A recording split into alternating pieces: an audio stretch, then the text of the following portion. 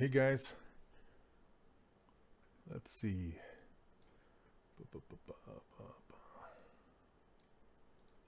Okay, let me get the chat going. This is muted.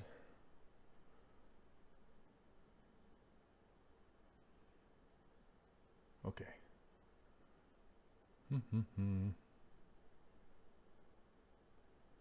Stream chat, this chat. OBS is going. If you're here, say hello. Make sure you guys can hear me. Make sure my microphone's turned on and all that business. All right. Hey, what's up, me? How's it going, man? All right. Oh, I gotta warm my fingers up. How's it going, Ariel? How's it going, Facebook peeps? Okay. We're gonna get started right away this week. Your Tuesday night. You can hear me? It is kind of quiet. What's going on?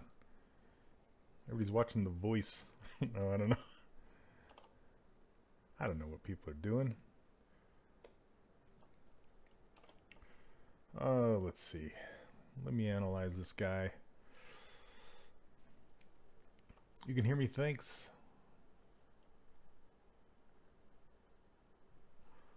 If you guys are over on watching from Facebook, could you say hi just to make sure the chat's working, please? Please, oh please. Let's see.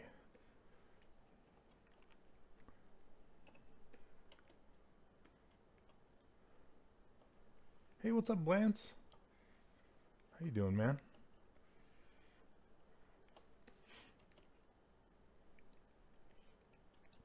Haven't seen you for a while. Well, since last week, I guess. Right?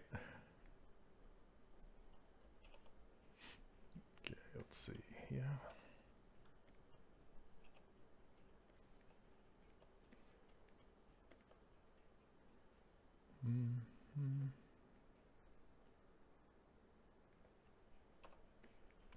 I really need to make a jaw insert mesh because I kind of do the same shape every time as far as like just pulling it out and pulling, but this guy's jaw is so round. It's too low. Okay, is that better? That's cranked. Let's see. I could crank it in yeah, let me know if that's better. Cuz I'm peeking out on my readings, so if I go any higher it's going to go in the red. Thanks, Mike. What's going on, man? Turn this down here. All right. That's better? Okay. It's crazy how that just a little bit makes a lot. Thanks, Blends. Magic. I don't know about magic.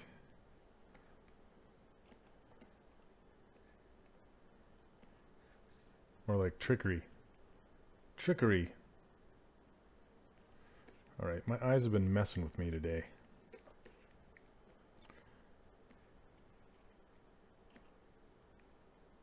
Does it talk about proportions? My Gumroad one, not so much. My Gumroad one is more of like a techniques video. And it's not so much about the art side of thing. So, but my online course, my big one, I do talk about proportions actually. But not the frog one. Hey, what's up, Dr. Pixels? How's it going? Oh, okay. I need to make sure that I can see chat. Oh, okay. Hey, Don. Thank you. Oh, Mumbai. Oh my goodness. Hello, Sachin.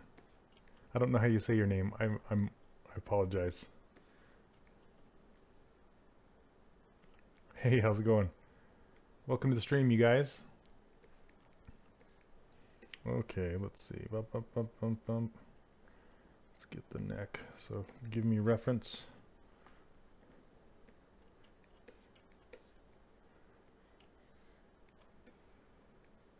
Where can you find the course? It's at 3dcharacterworkshop.com. but it's closed for enrollment right now. I'm sure you guys are tired of hearing me say it. I'll be opening it up for spring enrollment pretty soon. The first day of spring's coming up. So there you go. There's a link.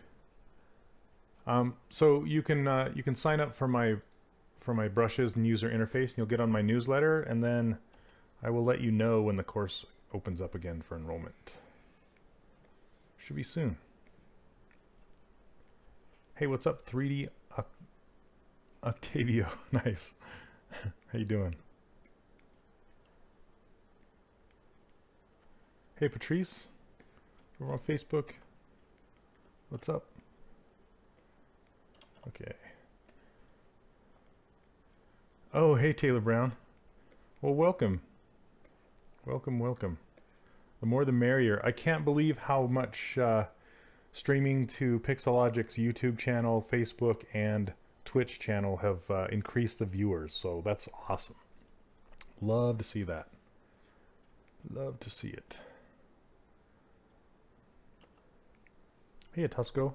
How's it going? Bjorn, welcome.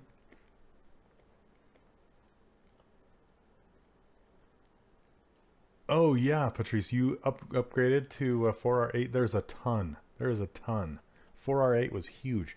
Make sure you get patch 2. So if you look up in the corner, you probably have it. But see how it says P2. Just make sure you're updated to the latest. So let's see.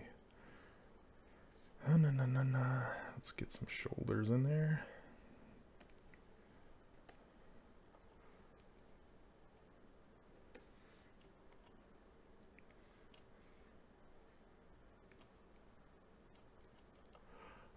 Billy, I do make money with sculpting for sure. I've been in the game industry for a little over 18 years. And I've been sculpting for the last 6, maybe, in ZBrush.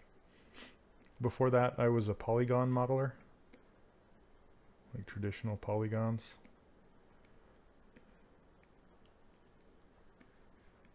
Oh, okay.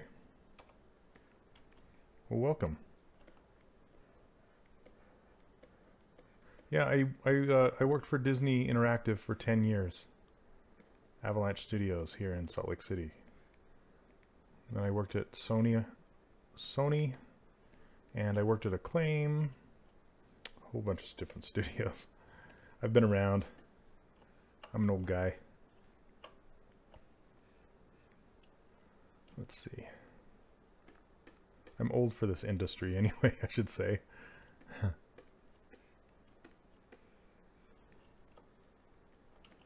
Yeah. Yeah, I was just talking to somebody today about what the timeline was when I got started, and Toy Story 1 had just barely came out when I started, and I actually I contributed to a book. Hey, what's up, Samuel? Yeah, I started and I contributed to a book on modeling with 3D Studio Max. You guys remember? Yeah, it's 3D Studio Max is still around, but I started with 3D Studio, not Max, just 3D Studio version 3, and it was on DOS. It was like not even on Windows. Crazy. Let's see. Is there a way to assign a hotkey for Go to Unmasked Center on the new Transform Gizmo? A hotkey? I'm not sure. That's a great question. Maybe if you, I don't know an answer to that question, I'm sorry. But maybe if you do an Ask ZBrush, if you know how to do that, just do hashtag Ask ZBrush in Twitter and then ask the question, and then Joseph Drust or someone from Pixelogic will most likely answer you. That's a really good question. Sorry, I don't know the answer. Let's see. Max R2? Yeah, nice. Who's the artist that made the concept? This is Luigi Lucarelli. Thank you very much for asking. Yeah, he just barely posted this today. And I'm actually doing a contest in my online course for my students. And the contest is make any character that was concepted by Luigi Lucarelli that is not, that, you know, he gives you permission to use. So, and Luigi has a brand new baby, so he's super busy, not getting very much sleep. But he is he's a fantastic concept artist.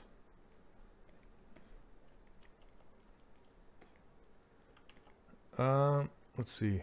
Is ZBrush and retopology the preferred method? Well, it's my preferred method. But it just depends on the studio and, you know, what they want you to do. Like I don't necessarily know if I was working in mobile games if I would do the, you know, a high resolution version first and then retopologize it. I'd probably use the old tried and true polygon modeling techniques. But let's pull this head back a little bit more. Okay, I'll probably adjust this, and that neck is super long now. Let's see. Let's shrink this neck right up. Make it look better. I want that flow coming off the back of the head to the neck to the back of the shoulders. Hassam, I have actually. I have, but since I don't want to talk about it too much on this, because this is a Pixelogic's channel, you know, and they're the makers of ZBrush. So, but yes, just know I have experimented with it, and it's pretty fun. It's come a long ways, I'll tell you that.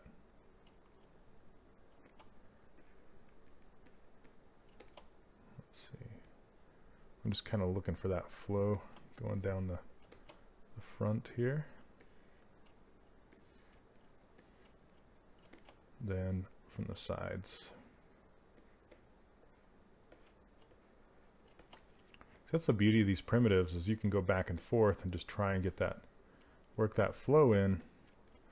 I mean, you can do it when they're combined as well, but it just makes editing nice, you know. Hey, what's up, Pamela? Welcome, welcome. Have you ever delved into stylized Eastern characters? I have. I think I've done, you know, I mostly stick with Western just because, you know, that's where I live and that's what I see every day. But other cultures just fascinate me, right? So, you know what? I'm glad you brought that up, because I'm actually going to, I'll make a point to sculpt, you know, broaden my range a bit. Let's see. The appendage you used to make the neck, you made it? Okay. Yes, Patrice, that is... so you can get that brush over on my website, over on 3D Character Workshop. It comes with the user interface. And most of these brushes down here, so there are some that come with ZBrush, but like this, like Inflate and Detail and these. But this Insert Multi-Mesh brush, this is a brush that I made. And it's essentially a bunch of primitives made of quads. So, and this appendage is one of them. And all that is an elongated sphere with some extra loops in the center, and then it's tapered on one end. It just saves me some time when I'm blocking out characters. And like when I'm blocking out fingers or arms or something like that, or the neck, it just saves me time because it's already elongated. And then I have things like this cylinder, and you can see it has quads already, and it's already creased, and it does not have any loops down the center, because that way I can mask off like say this end. And if I turn on the gizmo and this end is masked, it's hard to tell, but if I shrink, let me turn the local symmetry on. If I scale this down, I can make a cone very easily. So if there were a whole bunch of loops in there, it would be kind of difficult to make a cone, because, you know, those loops would get in the way. So that's why I made quad cylinders, and then there's like cube split, and just a cube, and different levels of subdivision on just a basic sphere. That's all those are. So, and I'm thinking about making a, you know, expanding it a little bit, maybe making a jaw, and maybe making an ear or something. just to speed it up a little bit. So, Mukai, hello. How are you from India? Wow. Let's see. As an animator, you know, I was an animator for probably 5 years out of my career. If I should add it up sometime, but and I just kind of gravitated towards modeling more. But yeah, I love animation. It's super nice. It's fun, I should say. Not nice. It's fun. It's a blast. I haven't done it for a long time, but you know, the new VR animation stuff. It's been calling me back. I really want to play with it. I can't remember the name of it, but it's kind of like some stop motion stuff, and it looks really fun. Let's see. Okay, I think I'm gonna just put the nose on there, and then Z-remesh this guy. Oh, maybe the ear too. Okay.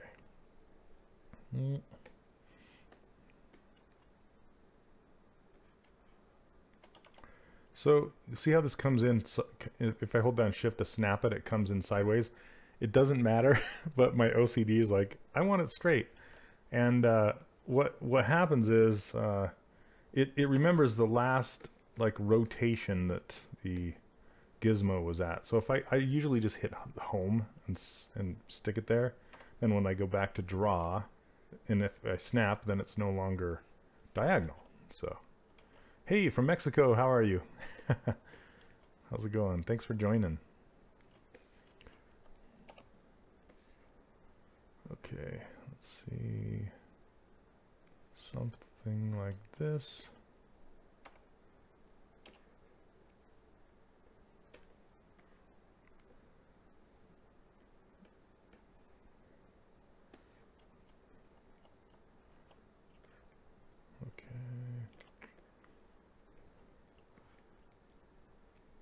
It's a great way to save time. Yeah, no worries. Thank you very much. Yeah, you can go snag that right now. It's just on there. I've been I enjoy it quite a bit. And there are actually some studios that they ask you to use their like their geometry for their head or the face, just so it's easier to rig. And so sometimes you might go, oh, I can't use the primitives now because I need to use their geometry. But what you can do is you can still block out a face like this, and then you can use project and project the face onto something that's blocked out just to kind of get you closer. I've messed with that workflow once. It was all right. But I think at that point, sometimes it's just easier to model it by the old way. It depends. I'm too used to this workflow now. I've been spoiled. Spoiled.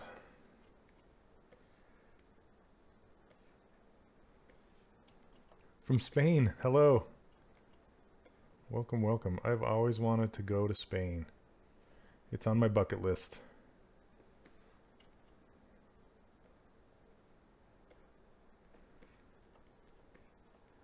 Mattias, Luigi Lucarelli did the concept. I should get a link of his stuff.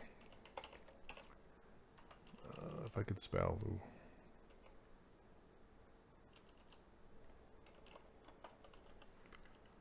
Okay. Okay, I'll send you to his art. His art station is really nice. Here you go.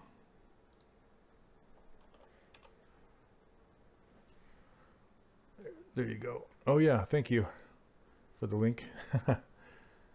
Okay, yeah, Hassam, that's how I started until, you know, I started doing it the box modeling way and then sculpting on top. That's how I used to do it. And then now I've gotten so used to ZBrush and how fast it is that I no longer do that method anymore.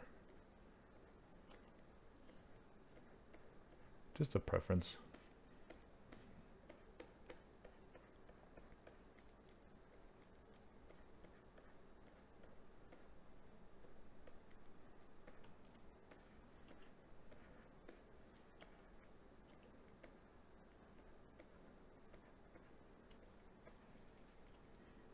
My tick, tick, tick on my board. It's kind of all I hear is my pen going tick, tick, tick. From Paris, hello. Yes, so this video will be available later. It will be available on Pixelogic's YouTube channel. So if you type Shane Olson Pixelogic inside YouTube, you'll find it. And you'll find all of my past streams. I've been streaming on here for quite a while. So, well, thanks, Tran. Hey, Daniel. From Canada. Hey, Marcel, how are you? So if you're wondering why I'm calling out some of these people and you can't see them in the Twitch stream or in YouTube, that's because they're watching over on Facebook. Pierre, thank you. Thanks for stopping by. Okay, let's see. Oh, thanks, Matthias. Okay, here we go. I'm going to, I think we're at the point where I can combine this together. Vietnam, wow. Hi, Gaio. How are you? Let's see. Okay, what I like to do now at this point, when I have all the pieces in place, all the pieces that I want to combine together. So you notice I didn't put the hat on, I didn't put the eyebrows or the eyes in, or the jacket on, because I don't want to combine them together. I just want to combine all of these pieces. So, hey, what's up, Dry Otter? How are you? Let's see. So I'm going to duplicate this in case I ever want to go back. Then I can hide the original. Then I'm going to Dynamesh, and I can Dynamesh at a fairly high resolution. Let's try 512. But I want to add dynamic and then hit apply, because that gives 3 subdivision levels and makes him smooth. See how smooth he is? See, before he was like this, not very smooth. So when I Dynamesh, it'll actually keep all these facets, and I don't want that. So I turn this up to be smooth. Then I can hit Dynamesh and we'll see what it does. Hit no. If you hit yes during that question, it will put it down to the lowest subdivision level and then Dynamesh it, so you'll get those facets anyway. So make sure you hit no when it asks you that. The drawing you make is when you were young. Totally. I've been drawing forever, as long as I can remember. The time isn't the best? Oh, Seagull Rush. Thank you. Thanks for catching me live. I'm glad you made it to at least one. Okay, so before I do the Z remeshing, I'm just going to smooth this out a bit. And then I want to add a few things here. So now it's pretty high resolution. So it's 260,000 points. If you look at the mesh, you can see it still has the polygroups, but it's no longer low resolution. So before I Z remesh it, here I'll just show you what's going to happen. I'll turn off Dynamesh. If I hit Z remesh right now, let's go down to 1 and hit Z remesher. It's going to do okay, but I want the flow, like I did last week. I want the flow to actually go around certain areas, like the eyes and the mouth and things like that. From Malaysia, wow, man! YouTube's bringing in a lot of people from a lot of places. This is great. Okay, see how it made the flow around the nose and around the jaw, and then around the back of the ear, and then anywhere there's a large change of direction, the loops like to flow around that edge to keep that shape. It does the best job it can to do that. So I'm going to use that to my advantage, and I'm going to go back to before, which is this, and then I'm going to I have been using the Z remeshed level to do this kind of stuff, but I'm gonna do it a little early just to try it. And what I'm gonna do is I'm gonna push in some eye sockets. Just kind of push these in, pull out the nose a little bit. And what I'm gonna do is just create those changes in direction for the Z remesher to kind of follow. Okay, so blended glory, yes, I can totally put in those guidelines, but it's like the pirate code, right? It's more of a suggestion than a reality, and I find that a change in the surface value actually makes the Z remesher stick a little bit better than those Z remesher guides in my opinion. So, or in my experience, in my past experience. So what I'll do, and I can also see it too, right? And so I will make some eye sockets like this, and then sometimes I'll come in here with the detail brush. What's up, Night Shadow? Let's see. And then I will just make kind of a peak all the way around here. It's gonna look ugly for a little while until I get it done here.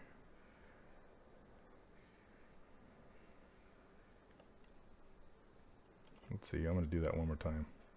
So basically I'm creating a peak for the Z remesher to follow.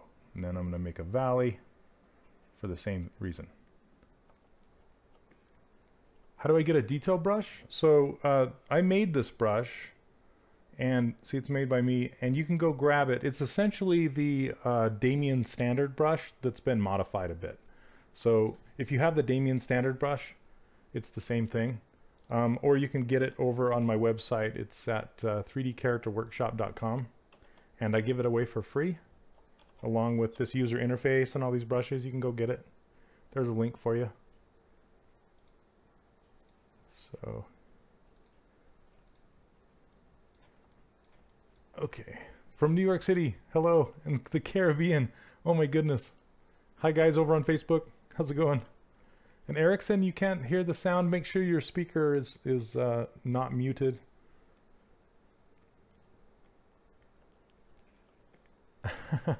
Thanks, Zeno. Am I missing any? Yeah, Blinded, try this out. Try it out and see what I'm talking about, and see if it works for you. Okay, and I like to make a peak for the eyebrows that kind of goes up like this and then back down. So it's gonna look weird, and then I want it to flow like this, and then so it's gonna look broken before it looks fixed. Okay, and I'm gonna try doing this. It's gonna look like a clown for a minute. Then I'm gonna mask this and just push it in.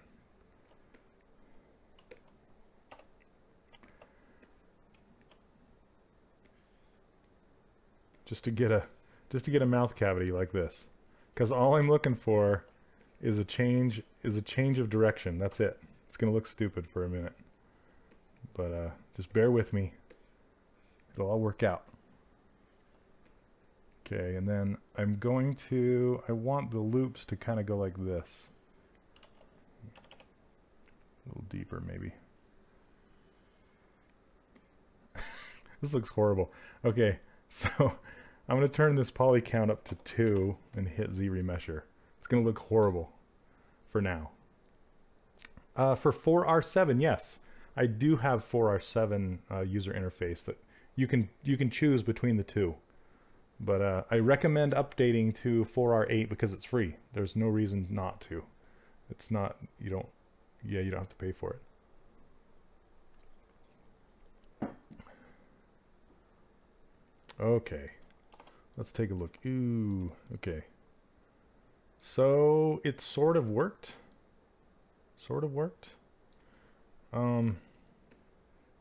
Okay. We're gonna work it again. Is Zbrush Core okay? Yeah, Zbrush Core is a lot of fun to experiment with. So Zbrush Core is the beginner version of ZBrush, and It's it doesn't have Z remesher like this. It doesn't have, so it'll put the low resolution on the surface like this. But it does have Dynamesh, and it does have most of the brushes, and you know, you can get a lot of stuff done with it, but it's not really typically a production tool.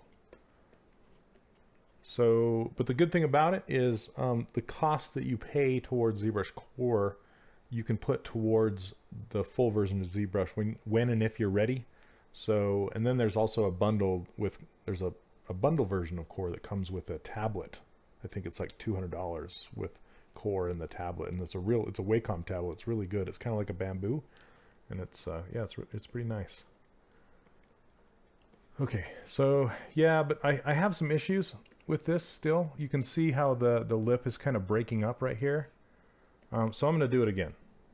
I'm going to Z remesh this again and see how it handles one more time.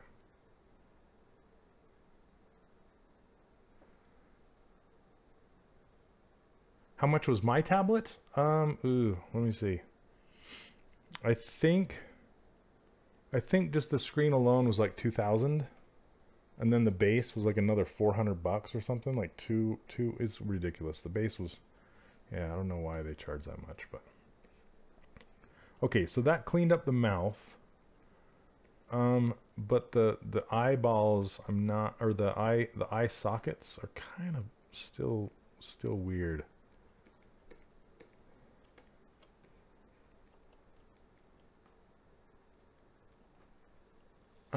If you, with the guides, try brush size 15, adaptive 0, curve strength 90. So are you are you talking about making it stick? Like making the guide stick?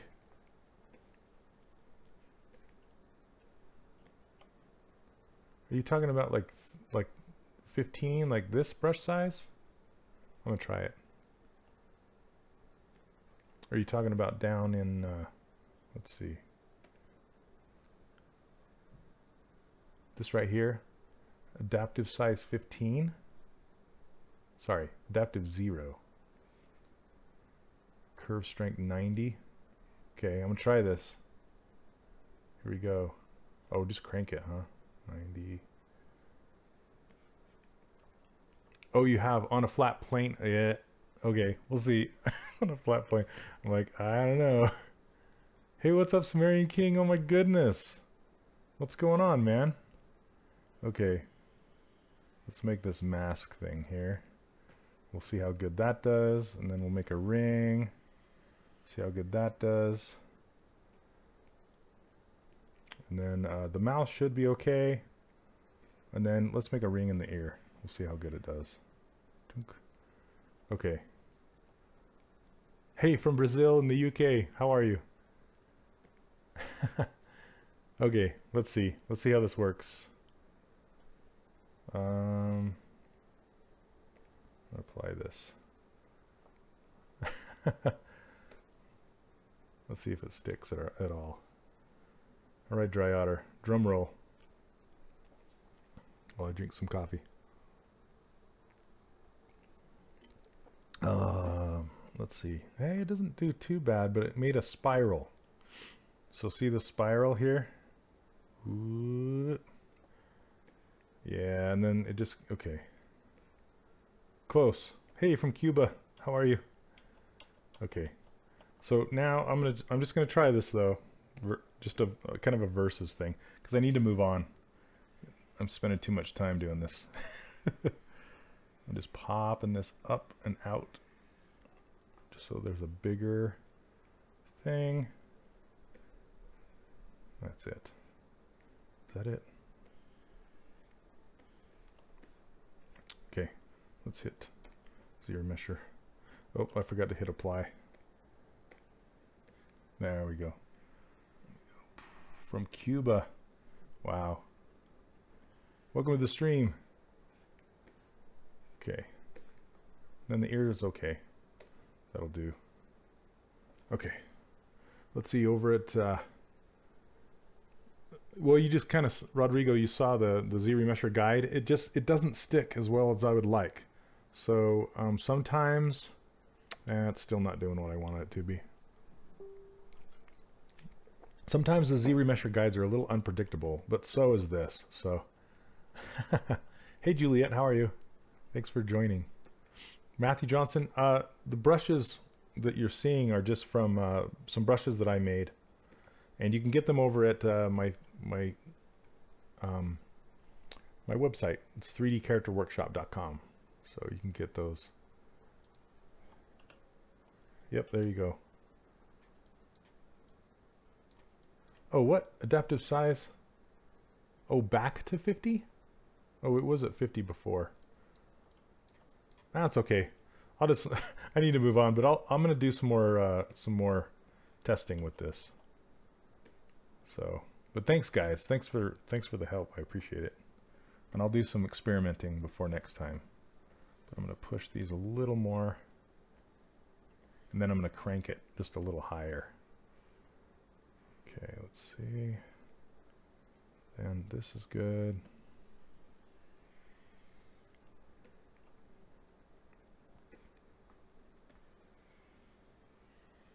Okay. And I'm just going to take it up to a 3. One more time. Okay. Two of them together. No, I don't. I don't retopo at this stage. So this is just my base. I don't, oh gosh, that really messed it up, didn't it? Oh man, why is that so bad? Look at this, it's like twisting on itself. Hold on. Let me smooth this. I'm gonna smooth this out and like re-channel. Oops. I'm just gonna re-channel it right here. He's gonna look angry for a minute, because it's all twisting and being weird. Come on, you can do it. You can do it. I believe in you, Z-Remesher.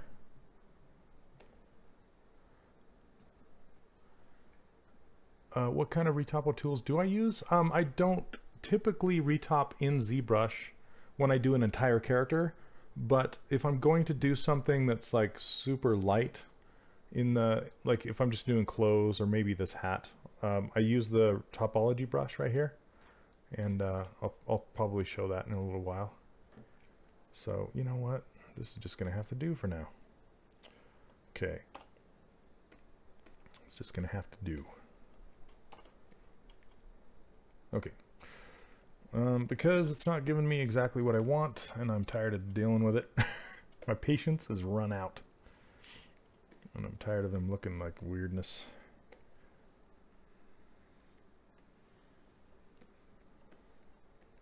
So I'm just gonna go. Hey, there's 2 from Vietnam. How are you, Fong? Welcome to the stream. Yeah, I did subdivide that, Matthew. It's I don't know why it just was not. It just didn't want to hang. It didn't want to hang on. Didn't want to Z-remesh that very well. Okay, so with this, let's go.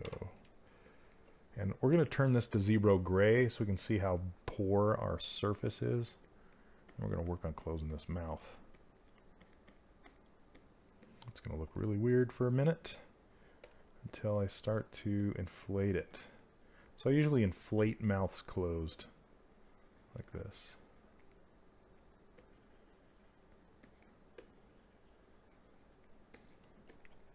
Then I just start working it. Work it.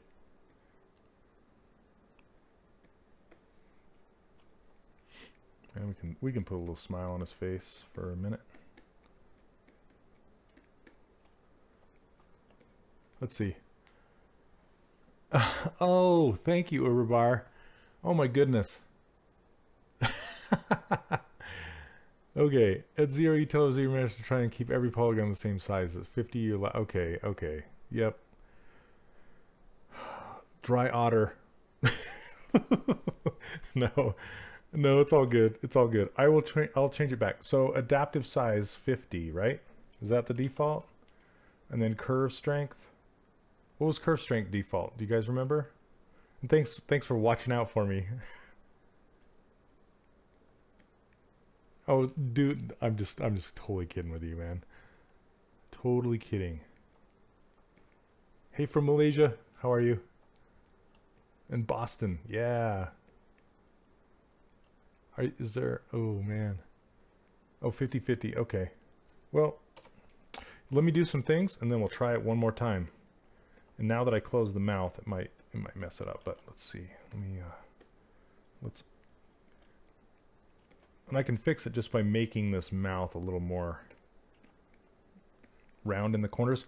So the only problem is if you close the mouth and the corners are too tight, ZRemesher has a hard time going around that corner. So as long as you like loosen it up in that area, open it up, the ZRemesher will go back around it no problem. So it'll look weird but I can just open it up like this. And then, you know what, let's try it one last time because of my good friends in chat watching out for me, getting it fixed. All right, here we go. Let's apply that. So now it's at subdivision level 3 and adaptive should work. Here we go. Hold your breath. Drum roll. Texas. Hey. Oh, from Tennessee. Hey, what's up, Josh? What time is it in Tennessee right now? Isn't it like 9? What is it, 11? It's 11 o'clock. Hey, look at that. That's much better. Much better. Okay. Yeah, but see the corner of the mouth though? See how it's not as good as it was? It's not too bad though. Let me go forward again. Yeah, again, I think I'm just gonna deal with it. I'm gonna deal with it. Now he looks like he's going, meh, meh, meh. I have no teeth. Okay. Turn this off. Looks like he's gonna go poo. 9:42. Oh, you're just 1 hour behind me then. So I'm in Utah right now and it's 8:42. So you should be able to catch me. I stream the same time every week. It should drop by more often if you can. Thank you for dropping by today. Those are kind of some big lips. Let's see. Close them a little tighter. Okay, and then I like to run pinch just right along that edge. Because this is a cartoon character that doesn't really have lips. I mean, there's a little indentation, kind of a hint in the chin area for his bottom lip, but not so much. So what I like to do is just kind of indicate, you know, really small, thin lips like this. And then just kind of even close them more. So it's just a line, but it's not like a, you know, it's not just the mesh coming together, but it's the mesh creating lips, but not lips, if that makes sense. It's like a cartoon lips. I don't know how to explain it, but I don't take the pinch all the way to the mouth corners typically. Central Time. Oh, thank you very much. Mongolia. Oh, thanks, Fong. Thanks for watching my older stuff. What time is it in Vietnam right now? Andre, this is done by Luigi Lucarelli. Luigi Lucarelli is a phenomenal concept artist. And there's a link to his art station. Really great stuff. I love his work. So that should be popping up here in a second. Okay, so let's get those eyes in there and then start working the eye department, and then we'll move the nose. See how far away his lips are from his nose, and then I have it like way far away. Yeah, we need to work on that. We'll fix it. We'll get it there. 245. What are you doing up, Rethon? 1045 in Aruba? Man, you guys.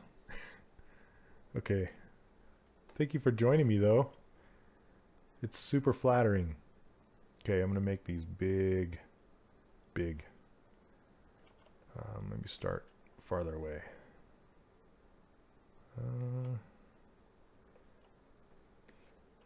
Okay.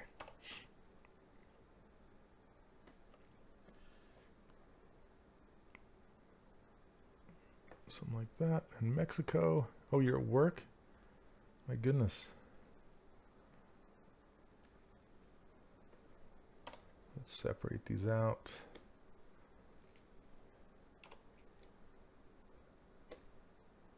Okay, and it's okay if these touch in the center. If you're doing a cartoon character, typically you don't want them to touch if you can help it, but it's okay if it does sometimes. You can see that they're touching inside here like this. It just makes it a little more difficult for the riggers if they're going to rig this, which they're not, so I'm okay with it. You should do one character from Basil Wolverton. They're insane. I'll have to check that out. From Savannah. There's a lot of people from Brazil. Brazil! One of my good friends is from Brazil. Letitia. Let's see. Okay, let's start working the eye shape now that we have the eyes in place. He's looking kind of sad. Hey, Patchy Art.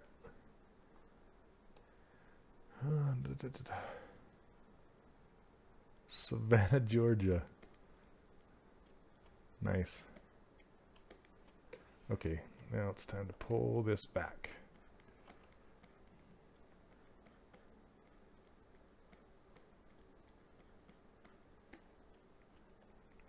I think I did it too far. Too far.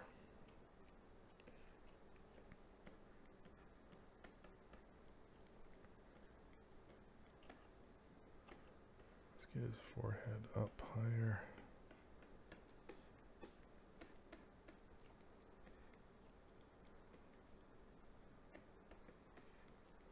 Oh, hey, what's up, Guz? How you doing, man?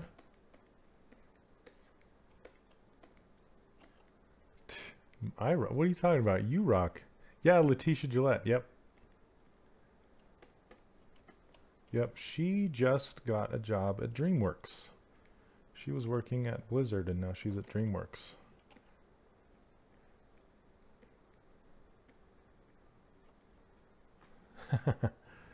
Brazil.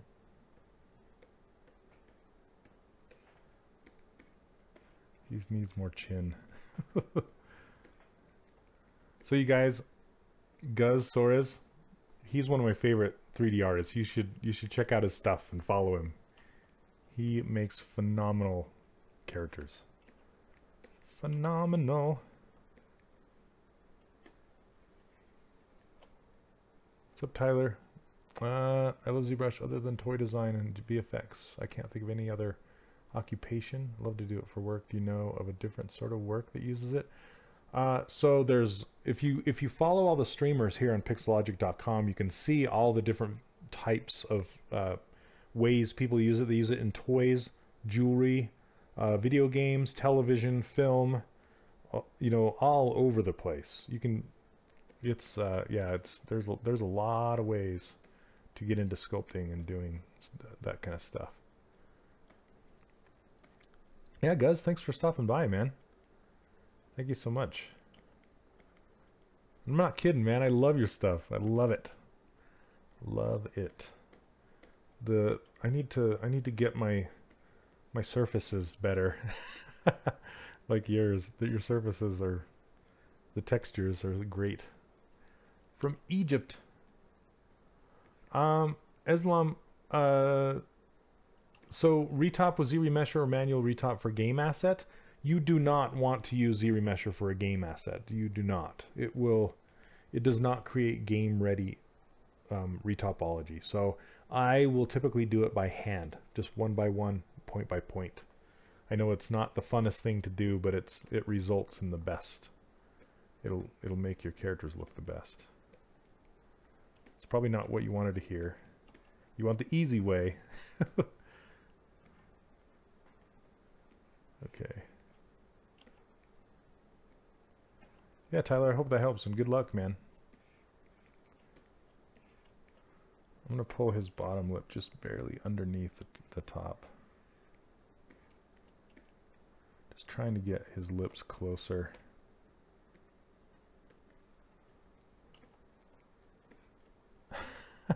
Didn't want to hear that. Yep, there's no... It's, yep, there's no magic button for retop, I'm afraid. I only use Z-Remesher for my base mesh. That's it.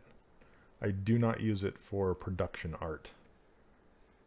And if you do, and they like a potential employer sees, because a Z-Remeshed mesh stands out like a sore thumb. It's you can tell when it's been a Z-Remeshed mesh versus a hand done mesh, and you won't get work in the industry if you have a bad mesh. Nope, Z-Remesher will not work for a film character either. Sorry. It will not. It only works as a base mesh in ZBrush. That's about it. Yep, the rigging department will not be your biggest fan, because they have to rig a bad mesh, and that's not fun.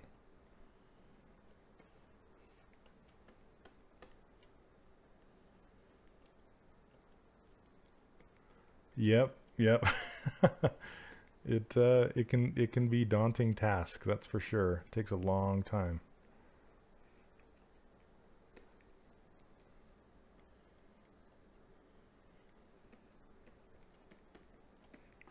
Maybe I don't want to do that. I think I might put a crease down here instead, maybe.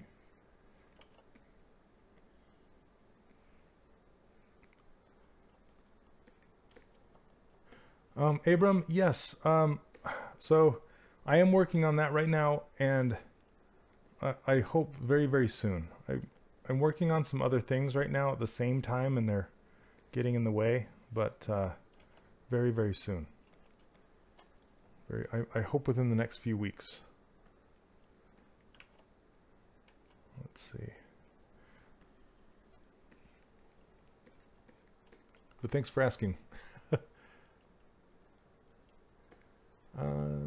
Watching from Turkey. Hi. Another one from Brazil. Thank you so much. From Ireland. Ireland. Happy St. Patrick's Day. Thank you very much. Oh, that's another one I'd love to go see. Ireland.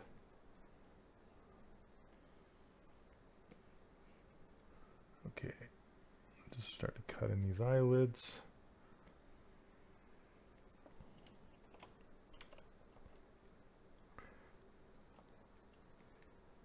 Let's see. Do you prefer Topogun or Maya?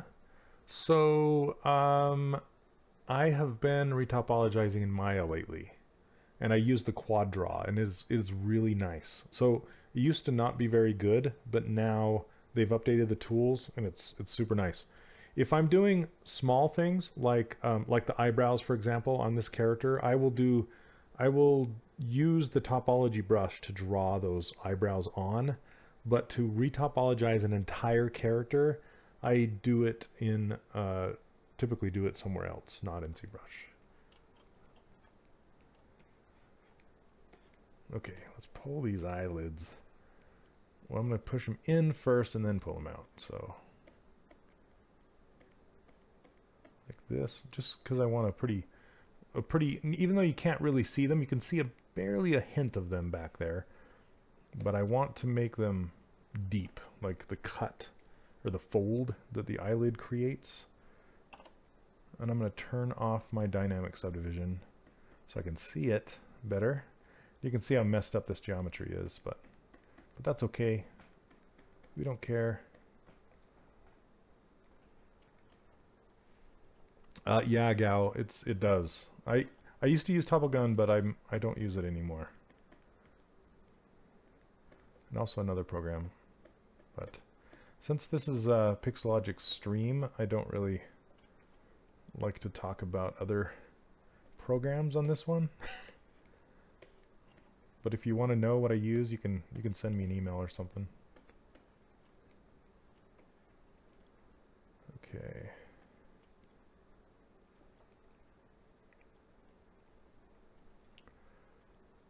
I did not import at all. This is all completely done in ZBrush. So, and then you'll be able to watch this video back if you go to YouTube and you type Shane Olson Pixelogic. You can see all my past streams, and you can watch how I've done this if you're interested. Oh, no worries. It's a legitimate question. I'm just using the pinch brush to kind of pull these out. I know these are kind of spiraling in here like this, but that's okay. Just do our best. I do have my own channel on Twitch. I'm just super busy, so I don't really stream on there much, if at all. This is pretty much what I do, is stream on Pixelogic's channel, and then I have an online course that I do, and then I do some freelance on the side, and for an unannounced project that I can't talk about yet. So now those eyelids are pretty tall. I need to get those down.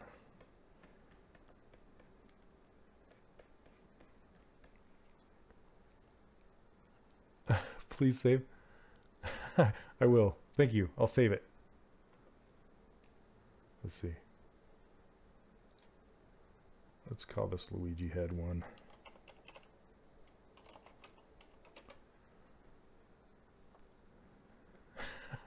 That's right, Sean Man.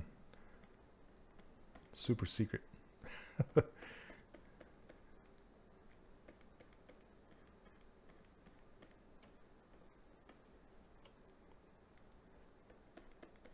am very excited to be working on it, I can say that.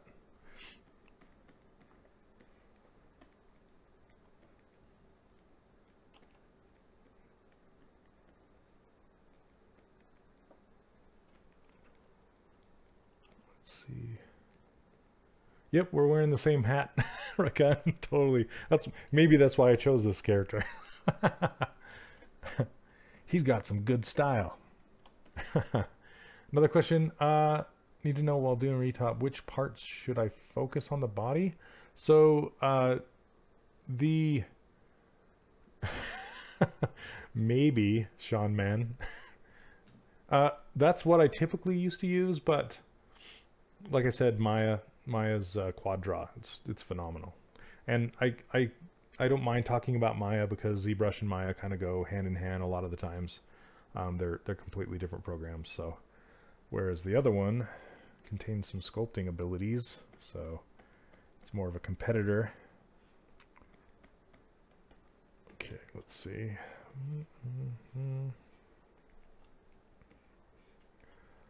Okay, so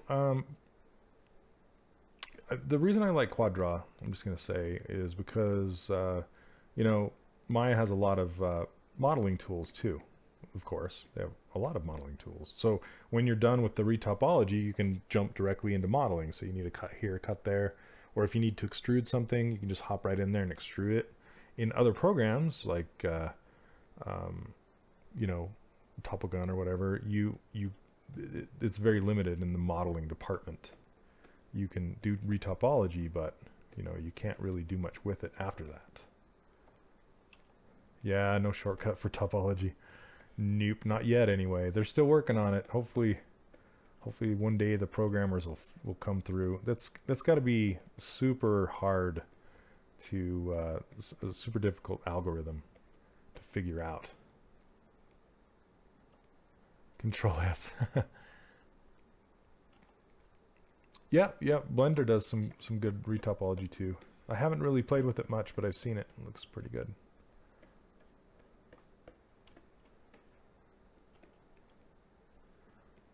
Okay, let's see. Let's get some pinching action going on.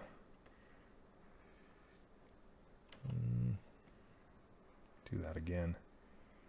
Now I'm just I'm using a super low resolution mesh right now. I'm working on a mesh that looks like this. This is what I'm really working on, and this is horrible right through here, so pay no attention to that. But when I smooth it, it looks okay. That's all I care about. But you can kind of see it's not the best. So, but we're just gonna deal right now. Let's get that. Let's get this shape better. I'm just gonna kind of curl that around into more of like that circular ear shape.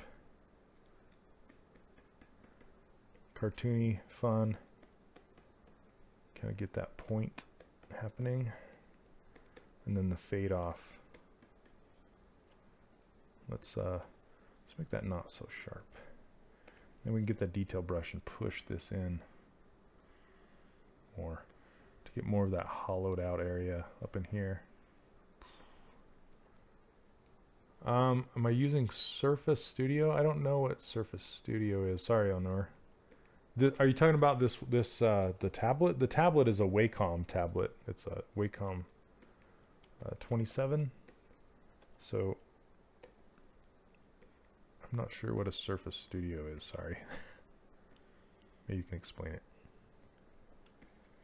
Let's fade this out. There are some Spanish streamers. So yeah, Jose, I believe, was right before me. And he streams right like a couple hours before I do on the same day. So, and he is a Spanish speaking streamer, and he's really good too. Highly recommend.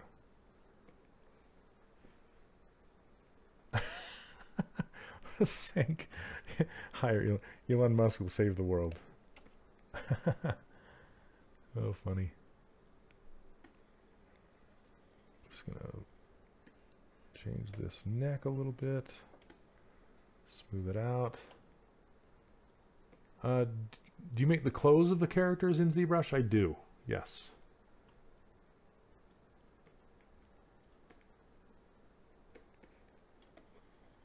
So, Lucas, I think you can go to zbrushlive.com and you can see the schedule and who streams when, and I believe they tell you if it's Spanish speaking or not.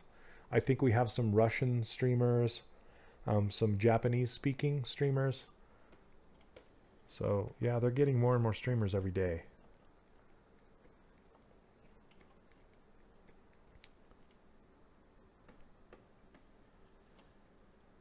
Let's see, I don't want to smooth that too much. Yeah, for retopologizing.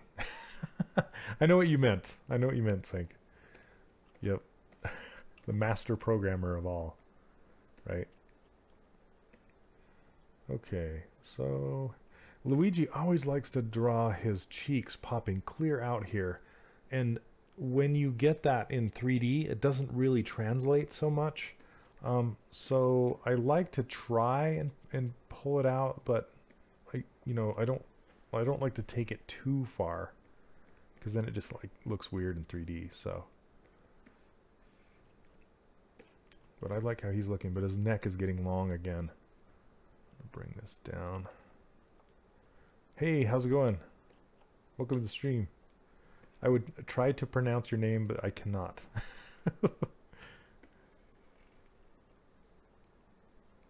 Costa Rica, thank you so much. Hey, Renaud, how are you, man? Thanks so much.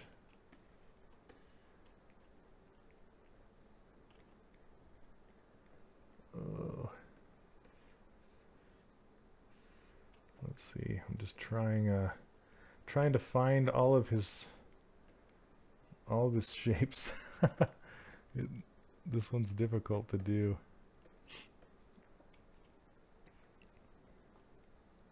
Very high eyes.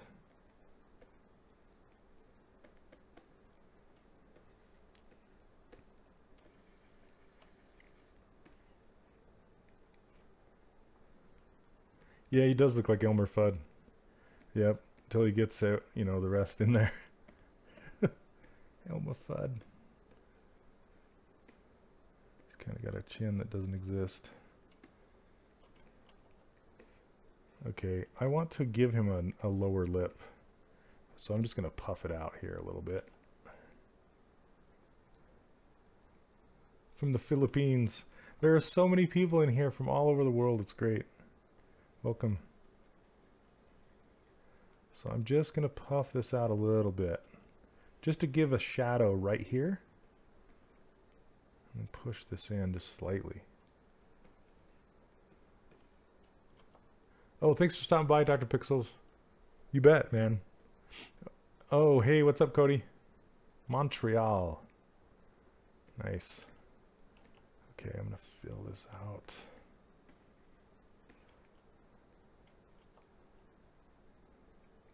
So see how dark the shadow is under here? I have this thing on my user interface. See if I turn it up, it gets really dark, and I turn it down, it gets sort of light. I can see a little bit better under there. But I need to, I've kind of messed this up after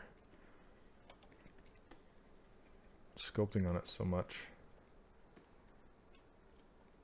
Yeah, I can actually, I can totally, I probably will just kind of, you know, offset it with the pose for sure. That's a good idea. Still, you want to get it as close as possible. I'm trying to decide what to do with these eyes. Raise them up just a bit. Okay.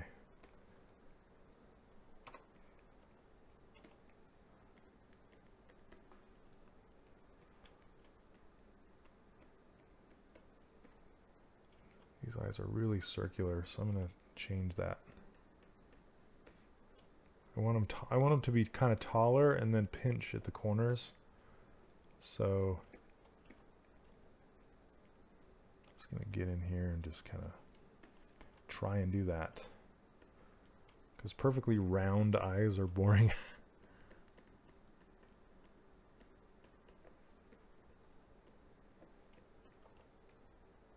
Okay. And his brows aren't quite that high.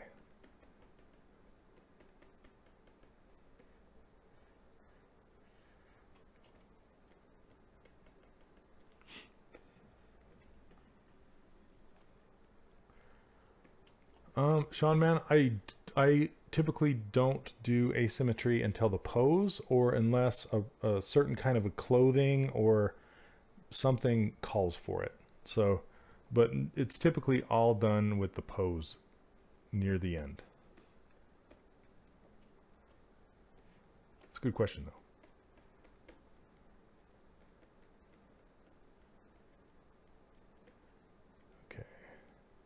That'll make it stretch. Hey Govind, how's it going? Welcome back. Okay, let's see. I'm just gonna kind of look at it for a minute. His eyes are too big.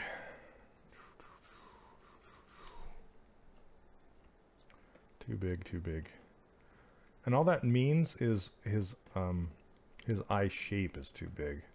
Doesn't necessarily mean the eyeballs are too big, just the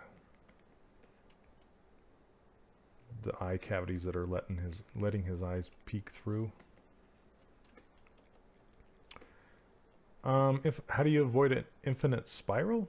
So polygroups help a lot with that. Let's see. So you can hit keep groups.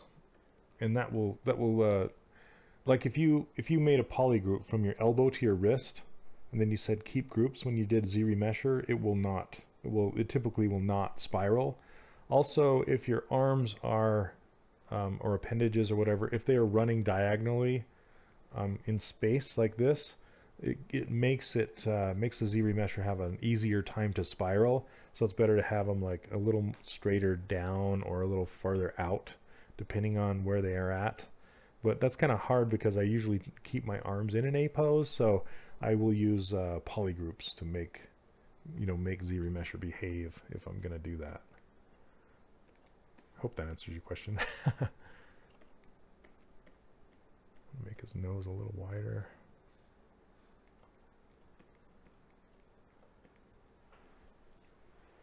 Okay, let's see. Istanbul, hey.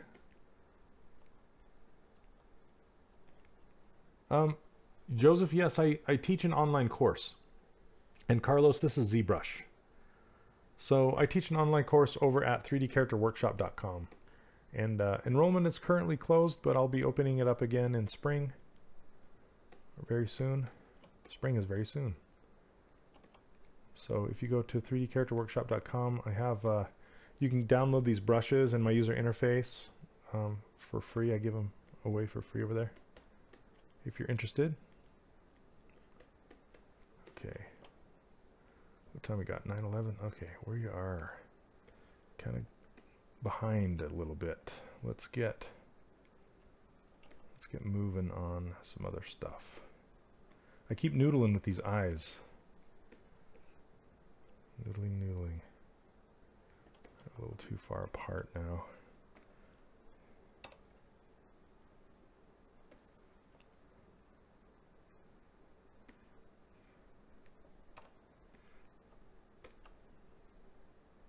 Come on, go live. Okay.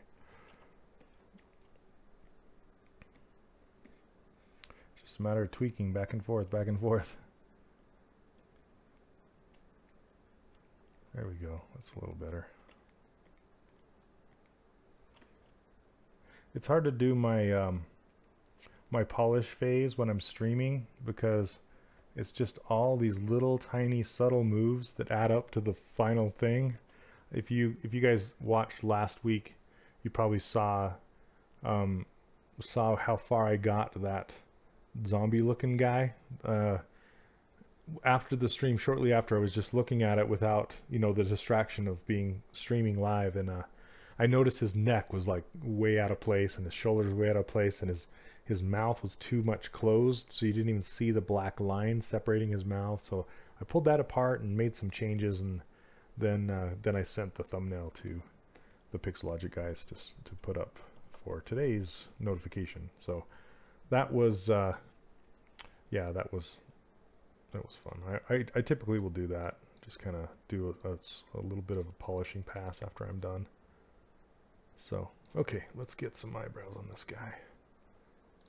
I typically duplicate it and then come in here with the Topology Brush. It's really fast. Why Maple? Hey, what's up? We use them. Already starting in on me, huh? Gosh. We use a dishwashing sponge to sculpt with. Oh man. Come on.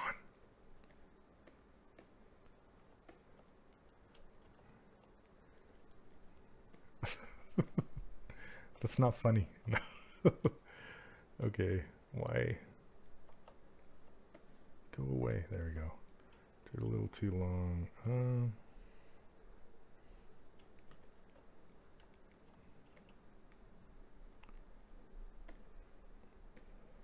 Eyebrows. Yeah, tentative slug. Absolutely. They're quite difficult. Hey, Alexander. How's it going? Fabio, yeah, that's kind of what this does. Object shadow. It turns it on and off, but it doesn't turn it all the way off because there's a little bit of shadow in this this matte cap here.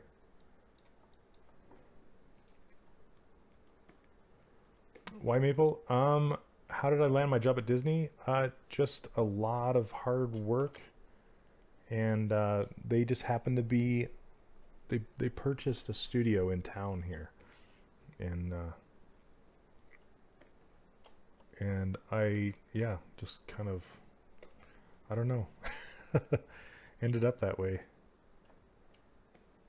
There we go. Delete hidden.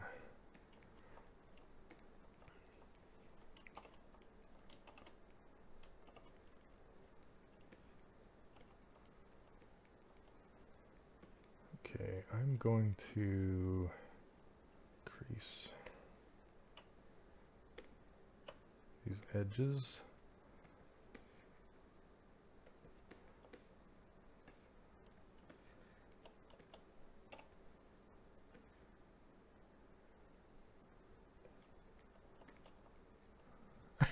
Yeah, joke indeed. Oh man, I always equated sculpting with a mouse like sculpting with a brick, you know.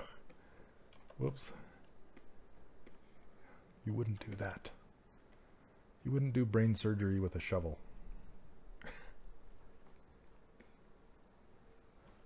Yeah, he was just joking around. Totally joking. Okay, let's see. Oh, edge loop partial.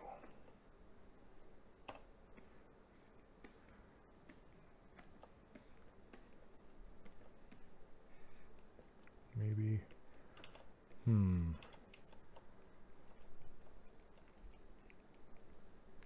Okay, I'm going to insert a support edge here. That.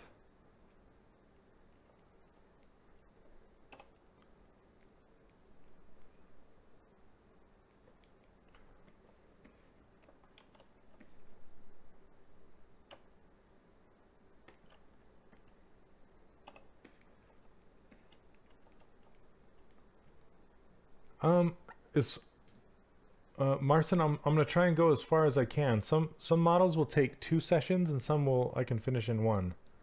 But then there's some like my full characters, like I did a pirate girl, and I'm working on a cowboy, and they take several sessions. And you can watch the cowboy and the pirate girl. It sounds like a sitcom. The cowboy and the pirate girl. Hey, from Argentina. You can watch them on Pixelogic's YouTube channel. So if you do a YouTube search for Shane Olson Pixelogic, you'll find all of my past streams if you're interested.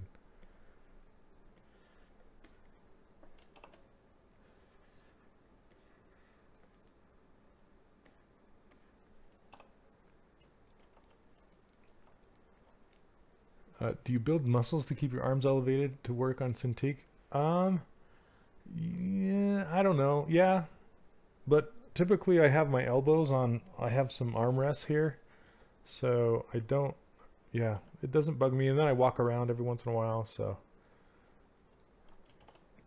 not too bad. Man, I'm not liking this.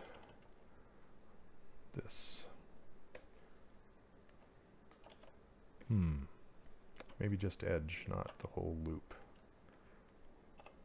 There we go, that'll work. Okay. That's kind of the look I wanted.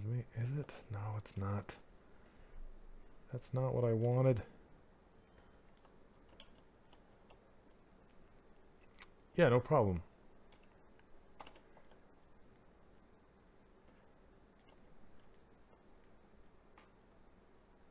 Yeah, I did. Nick Tools plugin, that's really good actually. I'm gonna polygroup this, and then extrude, polygroup all. I'm just gonna give some more support edges to this. Uncrease these two. Okay, I wanted a softer edge, I just didn't want it to be so crisp, I guess. Let's slide that down. There we go.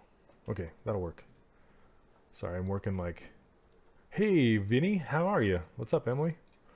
Thanks for telling me it's you this time. It's like...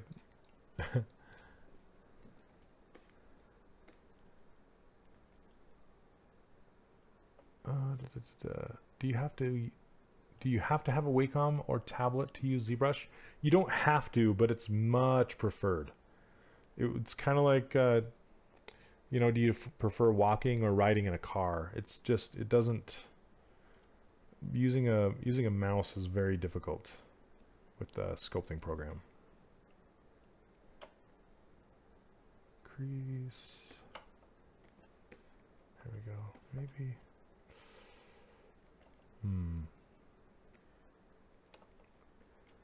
Yeah, it is. It is. I'm gonna surprise him. Yeah, this concept was done by Luigi. Okay, I'm just gonna leave it like that. Yeah, forget it. And push it down into his head more.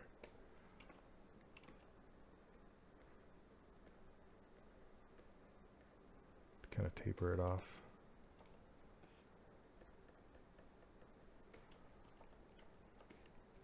Yeah, I'm just kind of doing my best to try and make it work. So much bigger. Oh my gosh.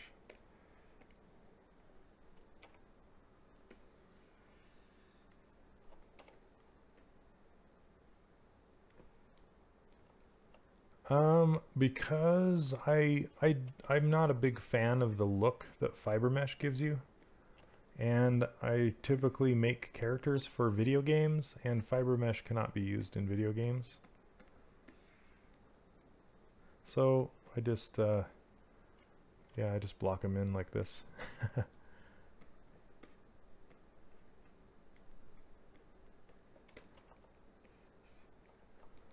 Okay.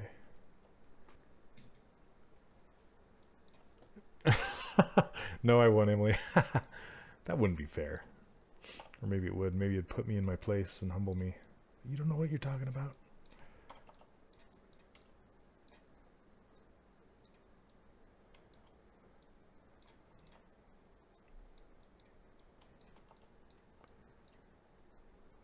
Yeah, I should save this. Save you save.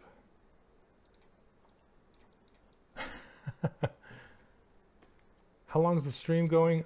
So it will go until another 30 minutes or maybe longer, depending on if I'm still streaming or not.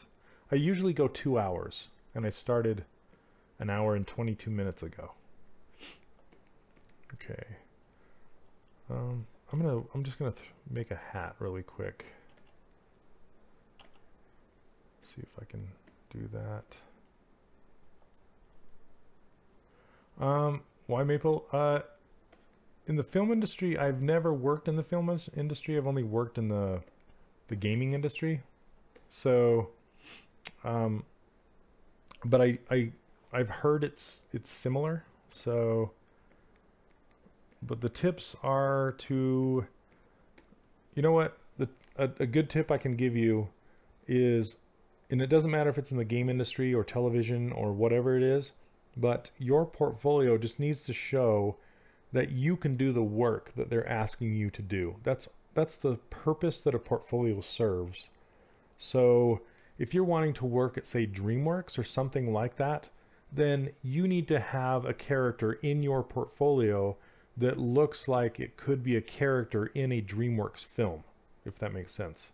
So high resolution renders of characters that are not film ready, they're just nice high resolution renders, will not cut it. You actually need to make it a riggable character that's ready to animate, and because that's what they're going to hire you to do, right? So, and the more of those characters and the better they are, the better chance you'll have of getting a job in the film industry. So, and it goes the same with games. So if you want to get into the game industry, you need to show game characters in your portfolio. So that's my advice. And they need to look like game characters that would go into one of their games, not just a game character, you know? Okay, I'm going to fix this curvature in his nose. It's like I have it straight and it's obviously curved. Obviously curved. Like this. So John Doe, the trick to keeping this smooth is I have not subdivided. This is still dynamic subdivision. See this button right here? I still have dynamic subdivision on. And that's kind of why. So really I'm working with a mesh that looks like this. And this is not, it's not a high resolution. I don't have any subdivision levels. So this is just my preview. It's kind of like hitting the number 3 in Maya to show you a smooth preview. It's very, very similar. And the reason I do that is because A, to keep it smooth for a long time, and B, as soon as you add subdivision levels, it takes you out of a lot of the tools that are available inside of ZBrush. So it will, doing an insert multi-mesh, you can't do it anymore because it just doesn't like it when you have subdivision levels. So let's see. Do you express keys or keyboard for shortcuts? I don't. I just use the Control Shift and Alt, and then everything is on my user interface. The only hotkey I typically use is I assign my menu to the number 2 on my keyboard right here. So this is my custom menu, and then I assign that to the back button on my pen. So this back button is 2, and so wherever I am, I can hit that back button and this menu pops up. That because there's so many functions, I don't want to learn a whole bunch of hotkeys. I'd rather just have it pop up underneath my pen and hit it and keep going. So that's all I do, really. It's a good question though. Thanks, Night Shadow. It's a self-portrait of me when I was younger as a hobo. Okay, let's see. I really like to get that cheek shape. See that cheek? By just kind of pushing in. It's a little tricky to get. But then you can just kind of pull the mouth and it continues down past the mouth. But you need to be careful because you can end up making it, breaking it. So you just gotta kind of put it in there and then smooth it back out. Yeah, so Rathon, you would need to show them how, your toys or your 3D prints, you would need to show them that you know how to make thick enough parts that will print and manufacture properly. And you will need to show them, if you're interested in actually getting into the manufacturing, you'll need to show them how to do keys. If you're interested in knowing more about that, I think my friend Joe Mena, he is in the toy industry. So with Disney Infinity, we just made collectibles, which are non-posable characters or toys. They're posed and they just kind of sit there. And that's a different manufacturing process than, they're still keyed and put together and things like that, but they're not articulated. So if you're interested in getting into articulation and action figures and all that kind of stuff, yeah, Joe Mena is a good guy to follow. He's on ZBrush and ArtStation, but he does action figures and stuff for Sideshow and all sorts of stuff. So hopefully that helps. Oh, let's see. Have you ever worked on a project and forgot to save? Yes. Yes, I have. Okay, let's see. I gotta focus for a minute. I just use my keyboard. I only use Control Alt Shift and the number 2 and the space bar. That's pretty much it. And then just like W and Q to open up my gizmo, like my W, my gizmo, and then Q to go back to draw mode. I don't use hotkeys or express keys or anything like that. It's pretty boring, I know. So yep, just the base stuff.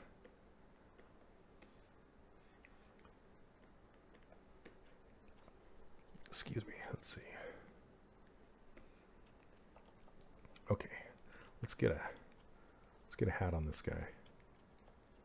How did I make it smooth? The D key. So I guess D is dynamic.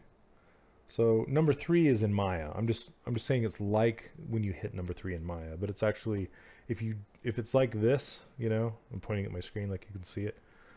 If it's low resolution like this, and you just push D as in dog, it'll turn on dynamic and show you a preview. And originally Pixelogic put that in there for the hard surface people, but I've been using it to block out my characters with, and it works fantastically. Okay, let's see.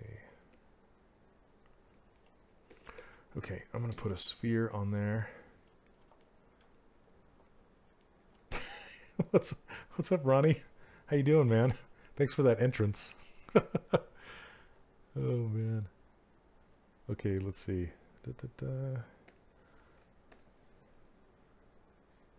I have a story about that, man.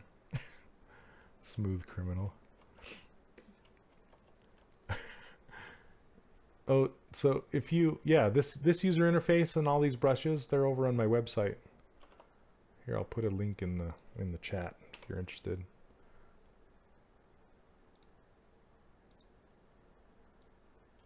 Hey, Jose. He makes a lot of fun.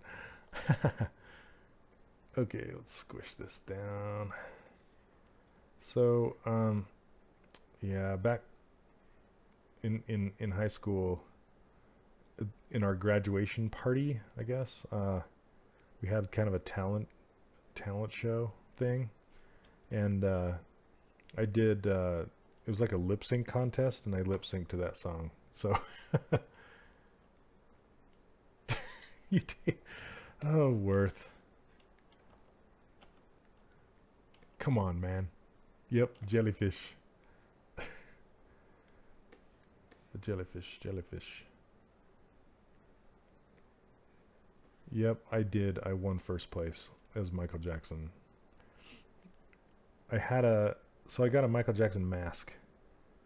This was back in the 80s when, you know, it was a thing. It was fun. It was fun. There, done. Hat. No.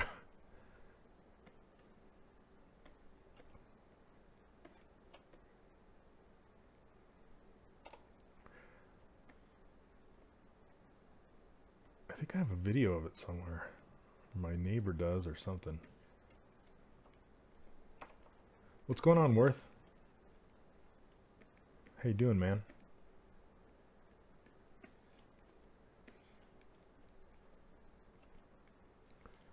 Right? Is this how it goes? No, I need to make it much flatter up here in the front.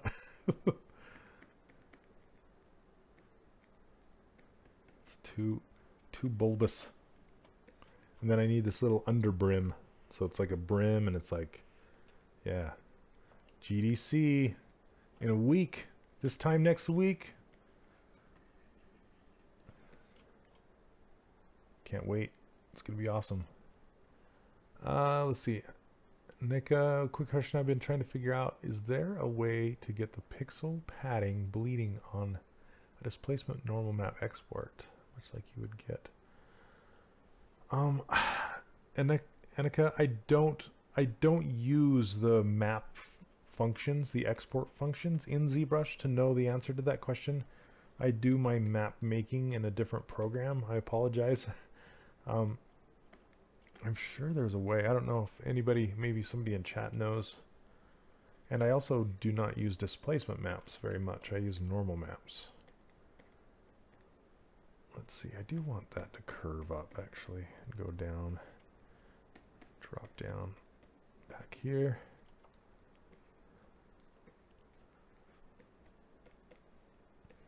Give him headphones. You know, okay, I gotta figure this out because his hat, see the space between the top of the ear or where the ear connects to the head and the hat is way shorter than what I have here. So I gotta figure out the spacing and how that works. And then where his eyebrows are, I might have to make some big movements. I'm not sure, John Doe. I'm not sure if they do. Annika, maybe email Pixelogic and ask them, or do a hashtag Ask ZBrush on Twitter with that question, and I'm pretty sure they'll get back to you. They're usually pretty good. With this hat, he kind of looks like Steven Silver. You guys know who he is. Whoops, I'm messing with his whole head here. I'm gonna get this. Separate this out.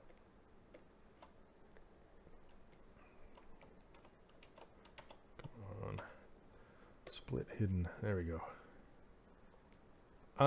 Why maple? I do not. I use Marmoset tool bag actually. Let's see if I can just make this come down farther. Yeah, that's not too bad.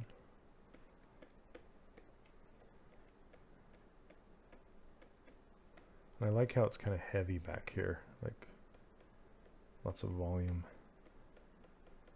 Make sure it has the same volume from the side.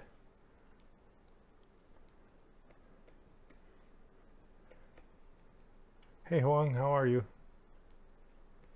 This is not Dynamesh. This is Z-Remesher. And dynamic subdivisions, I guess, if you want to call it that. Do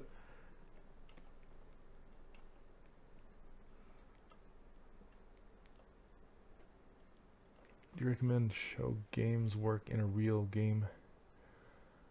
So, Diagono, or Dio, oh, sorry, I can't say your name. I'll call you Moniz. Honestly, the best thing I've found, the best way to show your game characters is show your low resolution from several views, show a wireframe, show your maps, and then at the very end you can show a Marmoset viewer if you want. The best way to show your game character is in a Marmoset viewer, so then you can spin it around, stuff like that. But the problem is a lot of people don't make their maps small enough and their characters small enough to load quickly in a Marmoset viewer. So the people that are checking out your portfolios will go to view that and it'll take a long time to load and they'll get bored with it and move on to the next thing. So don't make your Marmoset viewer character very heavy. Make it as light as you can so it loads quickly. That's kind of another thing. So anyway, that's the best way I've found is Marmoset viewer on ArtStation. And it even has Marmoset toolbag has an exporter to export right to ArtStation. It's fantastic. And you can do a search for every character that actually has a Marmoset viewer, so you can see other ones. I have seen the work of Chris Costa, yes. I love his stuff.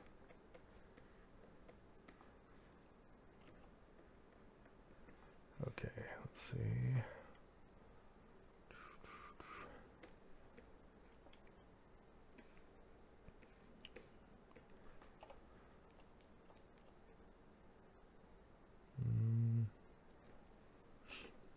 Pull these eyebrows down.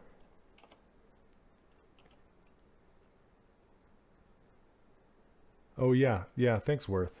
Yep. You know that, but Worth, that is more important when you're doing world dev stuff. But the Marmoset viewer is essentially a game engine.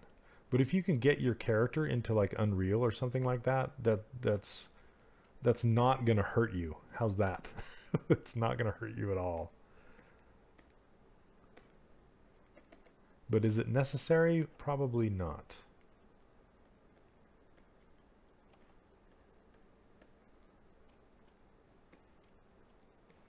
It's pretty low. Oh, you're including Marmoset. Okay. Yeah, Marmoset is great. It's like it's essentially an engine that you can use. And honestly, it started as a game engine. They're like, people are using it to show their characters. Yeah. And any preference for PBR spec, gloss, PBR metalness? No, there's no, I mean, just make it look good. Honestly, it doesn't matter. I mean, make shiny stuff shiny and, you know, dull stuff dull, or matte stuff matte. Just make it look like a nice character asset that a company would purchase if they were, or a company would put in their game. That's essentially what you want to show.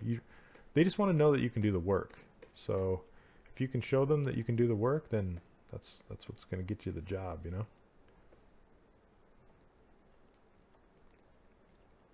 Marmoset toolbox quite expensive. Oh yes. So there's oh, what is it called? There is a free one. It's Oh my goodness. What is it called? Help me out, guys. No. Well, Unity and UE4, but there's also another viewer. Sketchfab. Is it Sketchfab? Is that true? Is that the thing I'm thinking of? And it's great too. It's really, yeah, thanks guys. Sketchfab. Okay. So, yeah, and it's just as far as a viewer goes, it's really good. But Marmoset Toolbag is good because it's good at baking maps, and it's good to kind of preview the whole thing, and you can set up the lights, and it's like a full-on setup, you know, a render setup, where Sketchfab is more like a viewer.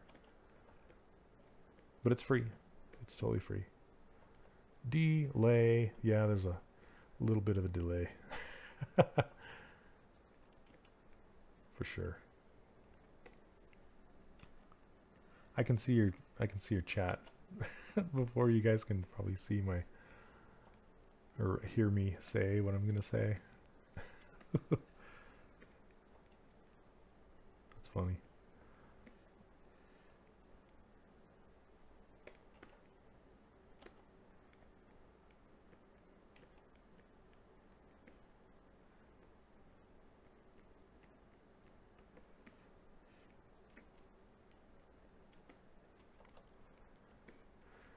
V-Ray. Yeah, V-Ray is more for like a final render. Where can you find the materials? So if you do a Google search for Zbro, that's the guy.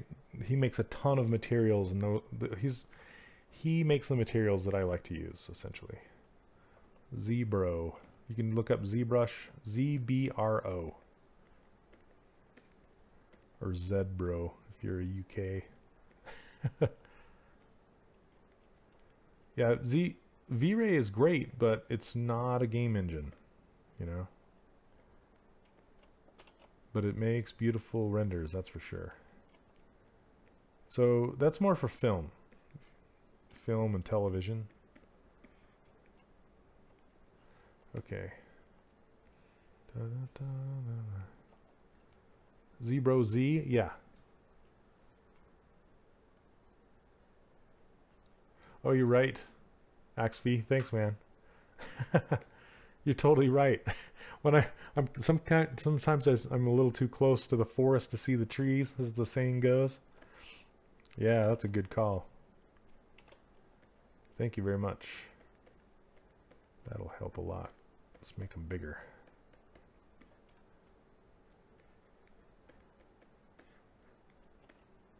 Let's pull it up too. Yeah, so Substance Painter is good if you're doing realistic game textures.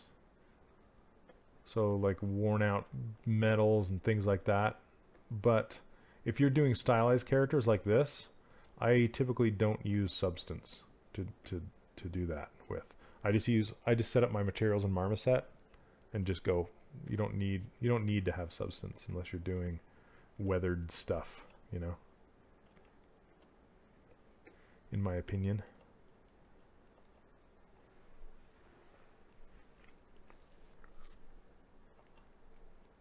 A life engine.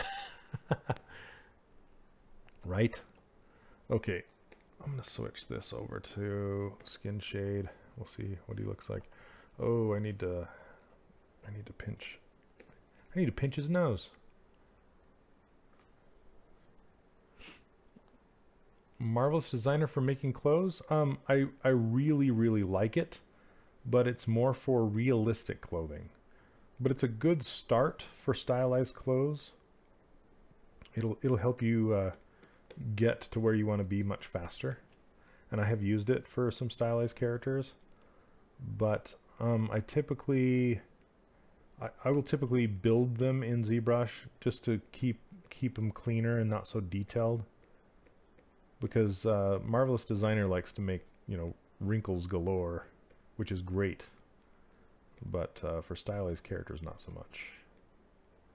It's a little too detailed, you know.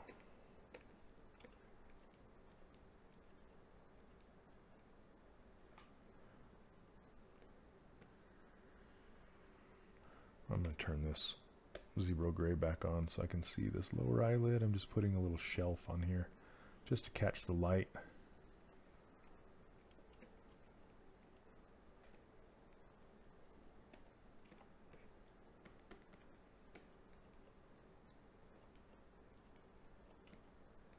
Yeah, 3D Octavia. Yeah, they did. They fixed it. It's up there.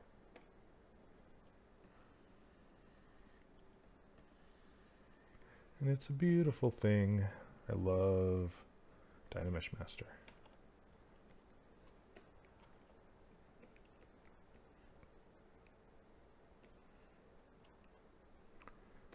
I kind of want to pull these eyeballs back and down. I'm just going to try it.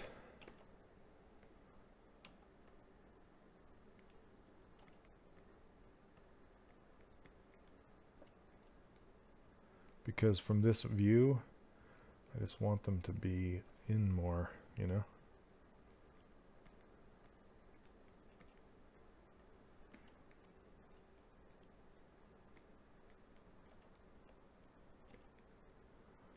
Marvelous Designer, yes, they do. They do some, I mean, they do, that's where they start, but they do simulations with their clothing in the films. So Marvelous Designer is more for like single images, you know, single renders, one-time renders, not typically animation. You could do animation with it, but typically movie characters have their clothing simulated.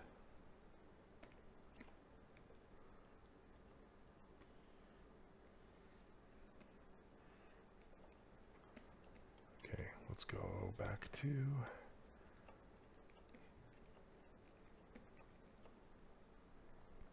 the new plugins not on the Pixelogic page you recommend. Yeah, somebody actually just recommended it. So Nick tools are very good. I don't use very many plugins. Let's see. I'm going to kind of make him a little darker.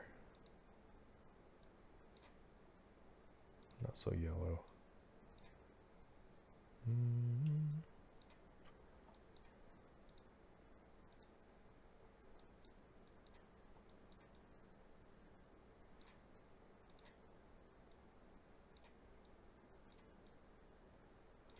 There we go, something like that.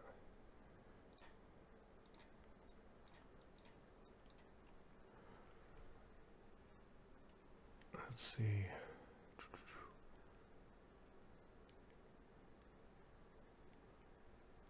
Hey Davo, how many polys for a movie games character, I believe? Thanks, B. Lee. So it's all over the board. It depends on the project, and it depends on how if the game's going to be on mobile and how many characters are going to be on screen at once. Yeah, it's all over the board. Anywhere from like all the way down to 300 polys, all the way up to like 30,000 polys. It, you know, even more than that. It just depends on how many characters on screen and how detailed it is. If it's on the PlayStation 4 or if it's on, you know, like a phone. It just depends. Yeah. What would be a correct workflow for a game design? Yeah, that's like a super giant question. It's that I don't think I could answer that in a stream. Sorry, it's really big question. Many steps.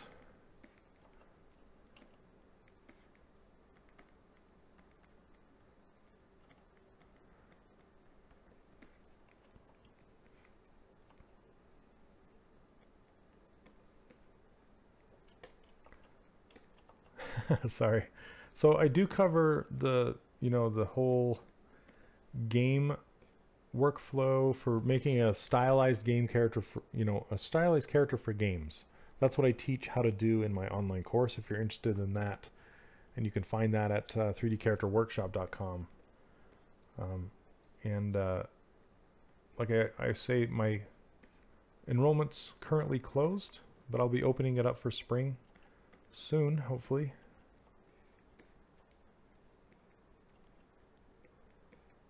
So that's realistic stuff, AA. And I typically do stylized characters like this, and lots and lots of steps go into showing or making a realistic character. So I really couldn't explain how that was done. There are some realistic sculptors that stream here on the Pixelogix channel. So if you watch Brendan Bensington, he's a guy that does realistic sculptures, so he might be one to answer your questions better.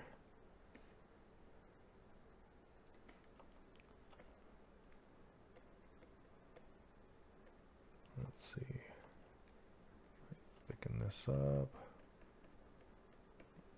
But yeah, I typically do very simplified characters stylized like this, and I don't go into much surface texture or surface detail.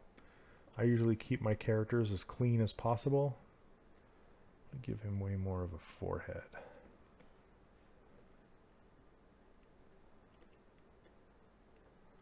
So it's going to break the eyebrows for a minute and break the hat for a minute and make him look kind of sad for a minute.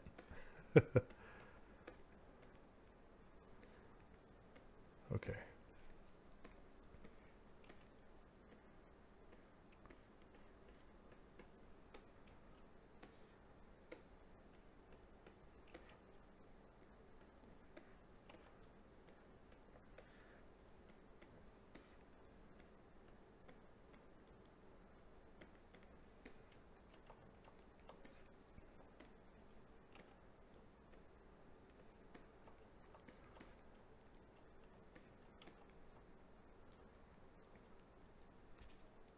Okay, let's see. Thanks for helping me answer questions, Worth. I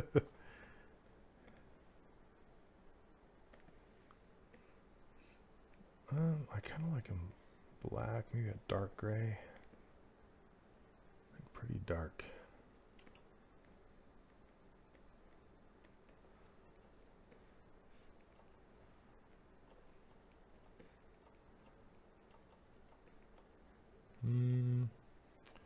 Trying to think of what color his hat. Let me see. I'll just fill it with a gray for a minute. We'll do his hair next time, I think. We'll go one more stream with him. Do his hair and his jacket.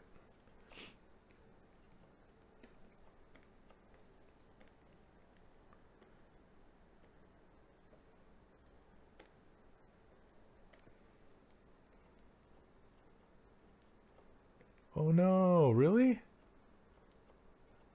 Oh, Stephen Hawking passed away? Dang.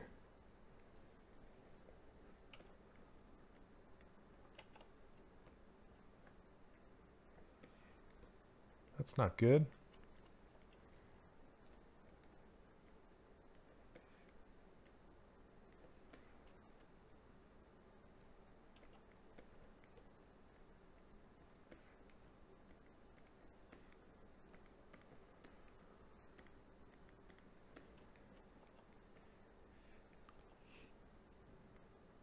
Okay, I need to open his mouth just a little bit to let some of that shadow come in. Make it actually look like a mouth.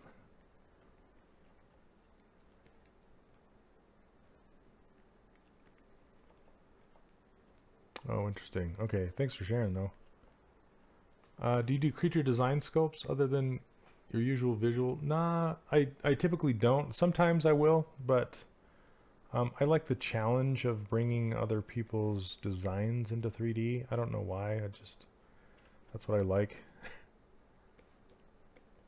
And typically when I try and do character designs on my own, I fail. I don't know. I'm just not good at it, I guess. Okay, let's see. Let's add some reds in here. Oh, come on, stay.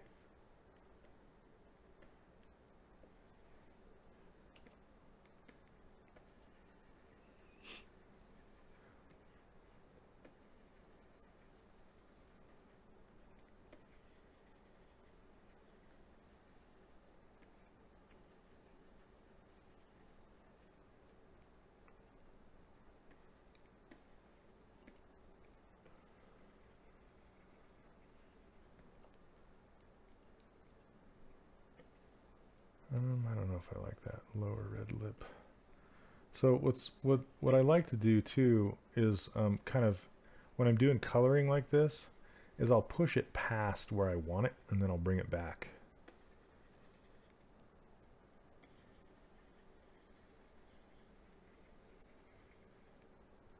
So I'll go really red with some of this stuff.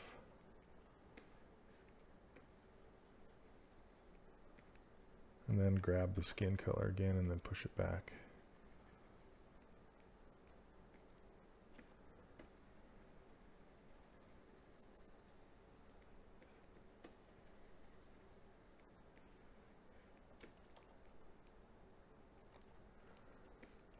Let's darken above his eyelids.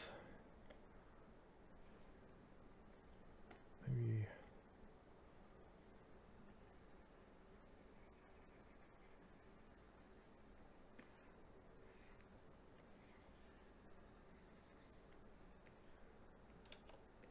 too dark. So I'm still working on the low resolution mesh. Just so you know, this is not, it looks high resolution, but it's not. It's a false.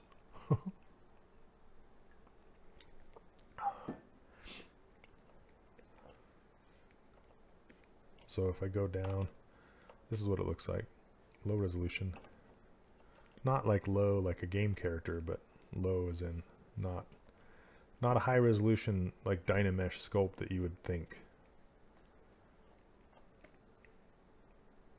All right, I'm going to add some blues. Maybe like, yeah, purplish blue. Into his lower jaw area. Just super subtle. Maybe down onto his neck a little bit. Might be too bright.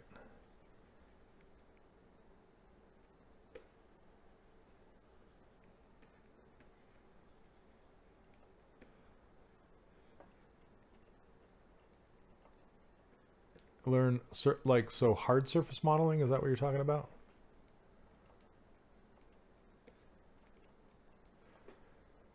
There's I think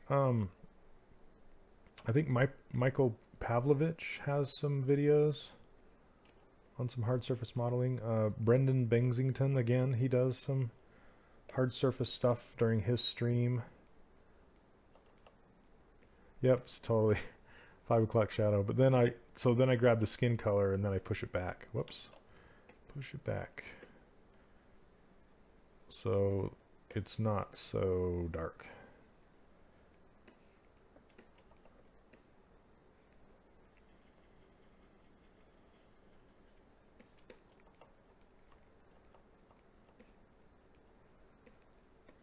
Let's come into here.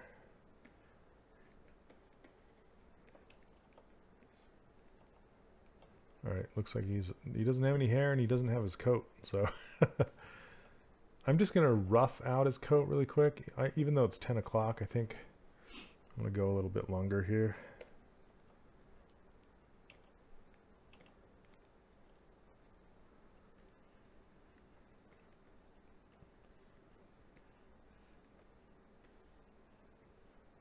Just kind of edit some of these surfaces.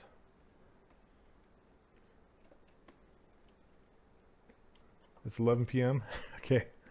It is, yeah, it's 10 o'clock mountain time. That's where I'm at.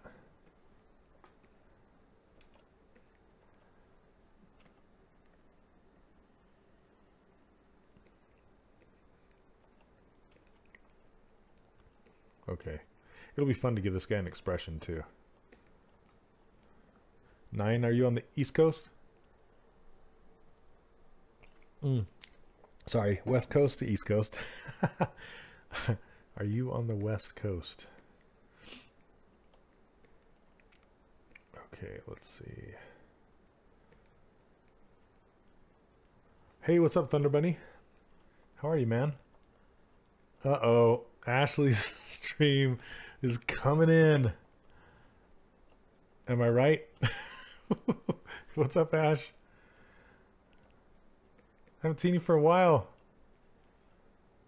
Oh, thanks, Sean. Let's see. I'm just gonna munge this around. Yeah, A cubed. So, yep, A cubed. She's another streamer here on Pixelogic, and she'll be here tomorrow at 5. But she was just streaming on her own. Now I can't leave. Yep, big tsunami of people coming in. All right, thanks, Ashley. How you doing? Oh, you just got back from Universal, checking out the Harry Potter stuff. Let's see.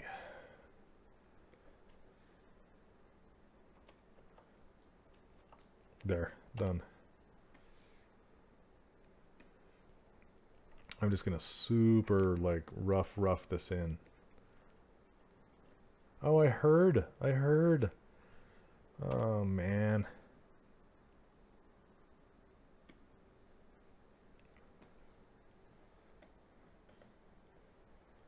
I'm just gonna fill this.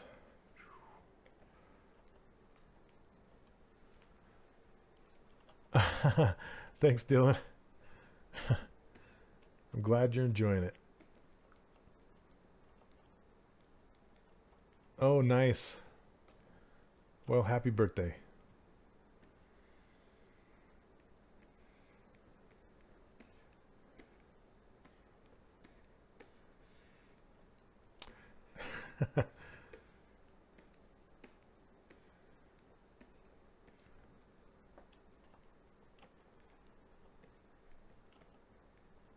Yeah, why Maple I do. Just if you just look up Shane Olson on ArtStation, you'll find me.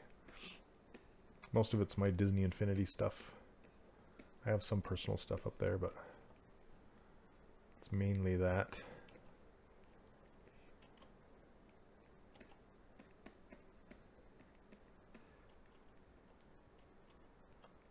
ALS research. Is that what Stephen Hawking had?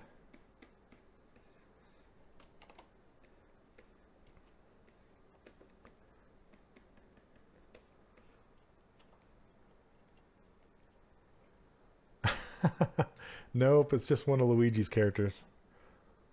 He just posted it today, and I thought I'd surprise him with it tomorrow. Oh, and your father-in-law. Ooh, my goodness. Okay. Yeah, I never do this, but I'm gonna do it today. I'm gonna explore with some Dynamesh. Why not? Why not? We're just gonna go crazy and make it look like this scribble. Yeah, sorry, Worth. That sucks, man. Yeah, John Doe, thanks for stopping by. Anytime. Let's see. I'm gonna save this.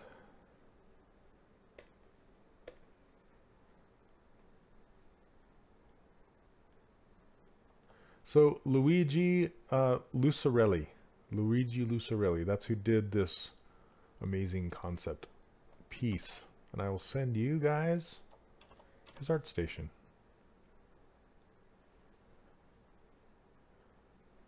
Oh yeah. That's awesome. All right, thanks for dumping your followers on me. That's great. I'll see if I can catch you tomorrow. Again, Ashley streaming tomorrow at 5 o'clock. Same channel right here. Right here. All right, we are going to Dynamesh Master. This Dynamesh Master needs heavy metal music. Hold on. I don't want dynamic. Let's go.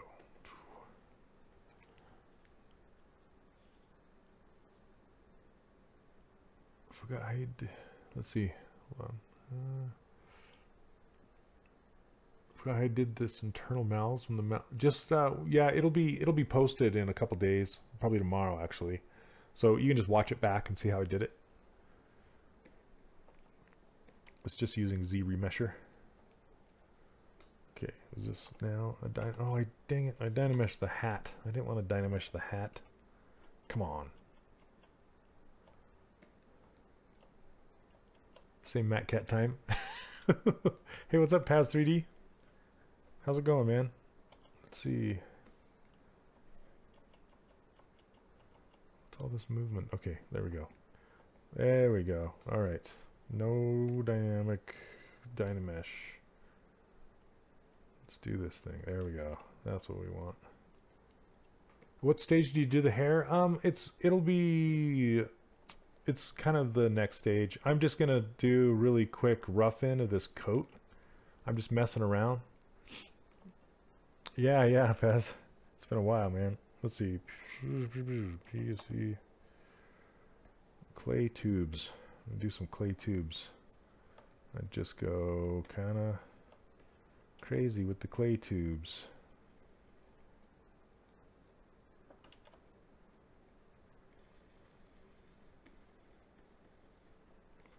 I hardly ever do it this way, by the way.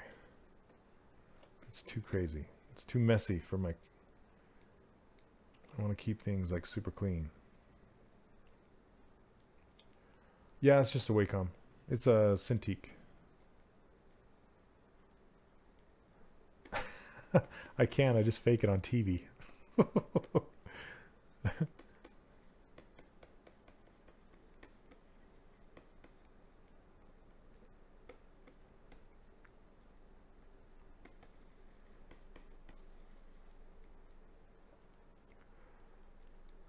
Yeah, most of the time, Shaman, that's how I do it most of the time. I use the Topology Brush.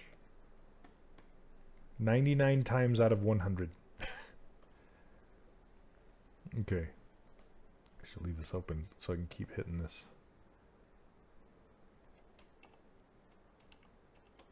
Okay.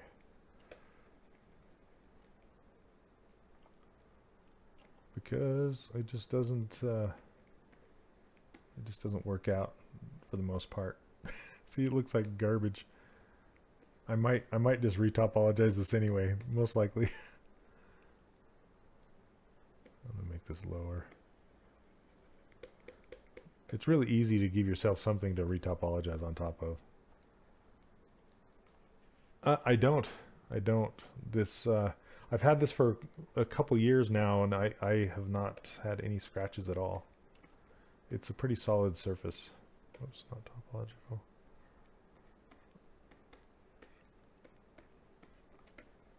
You know what? I think I am going to retop this. It's just so much cleaner when you do. But this will give me a good surface to start with. Then what I can do, look at that mess. Then what I can do is come in here with the trim dynamic and just kind of chop this top down like this.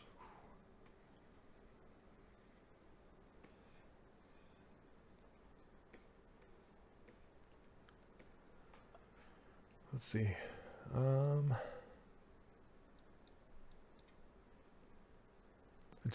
Can you tell me how we can activate multi-option for some brushes like the curved strap? I don't know what you mean by the multi-option, I guess. Sorry about that. Let me save it. I don't understand the multi-option.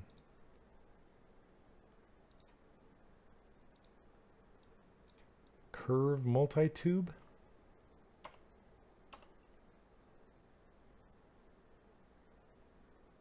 Oh, this thing? Like...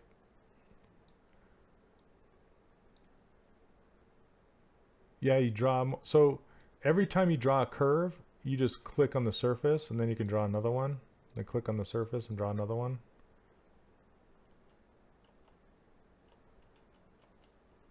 Is that what you mean? I don't know how to draw another curve. Let's see. If I hold down Alt, it draws another curve, but then it flips it and makes it all weird.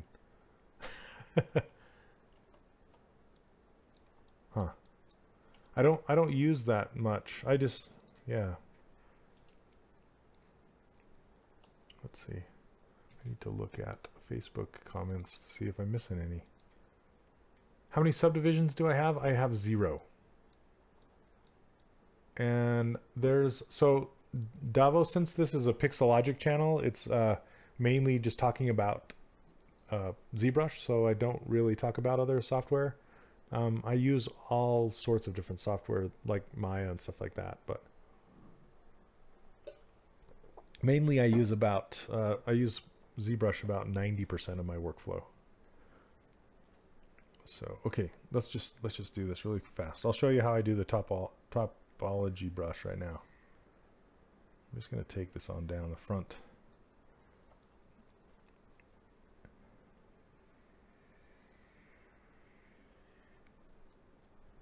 Let's see. What kind of maps are good for games? Tangent space? Tangent space for sure.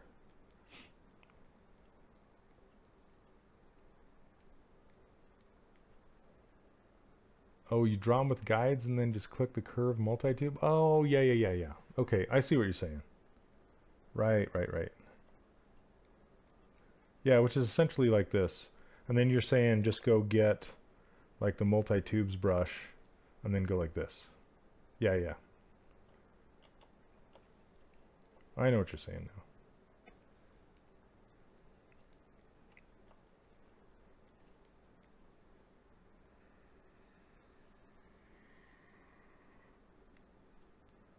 Okay, let's see.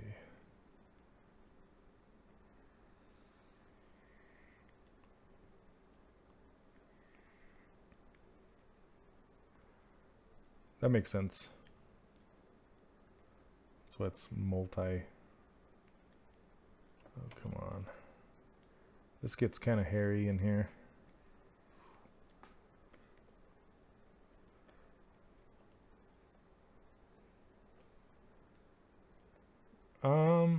Yeah, I typically don't use Dynamesh Master. I don't Dynamesh like this. I usually just put like basic shapes in there and then just retopologize it together. I typically do not build it up with Dynamesh first. This was like a different workflow than I usually do.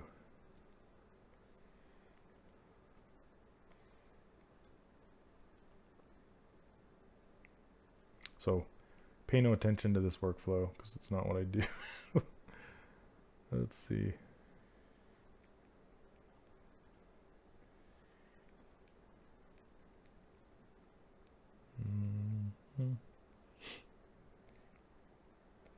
So it's going to take me longer since I did it this way.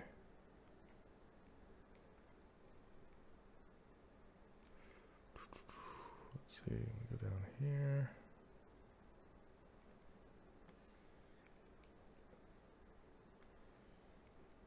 It's going to create some bad faces. Oh well.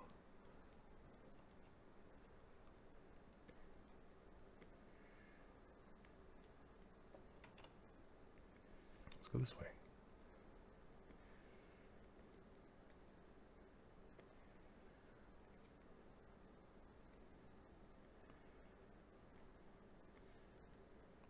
Yeah, ignore my horrible topology. It's terrible.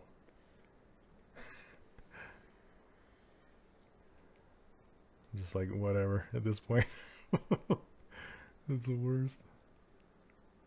Not good. Oh, what is that? Creating triangle. I made it bad for myself. Okay. We're just going to ignore it.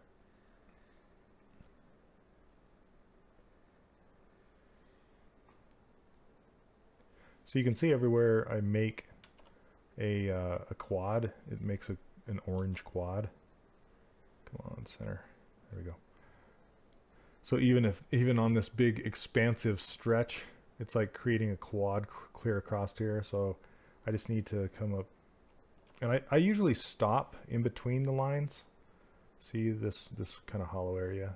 I'll leave my little leader hanging out there so I can grab it and continue like this. Right? Totally. I should just do that. You know what? I'm gonna do it. Just nuke it. Start over. Okay, watch this. How fast I can just kill it and start again. All right. Append. Let me see. That's kind of what it would look like. Anyway, it would take me forever, and it's already past time I usually go to. So I'm just going to make this out of a cylinder. Like old school way. Here we go. Oh, come on. It's not even snapping for me anymore. Alright. Insert cylinder. We're going to do some semi-hard surface sculpting here. Split unmasked points.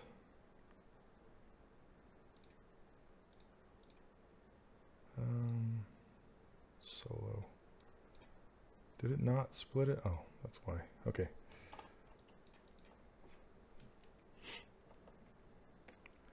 Z modeler, insert.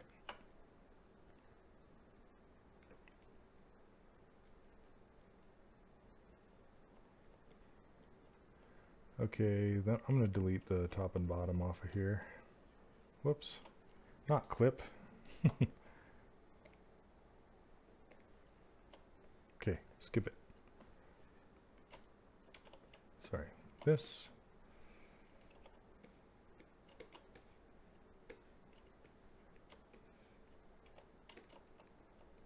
I just want to keep this and delete these two things.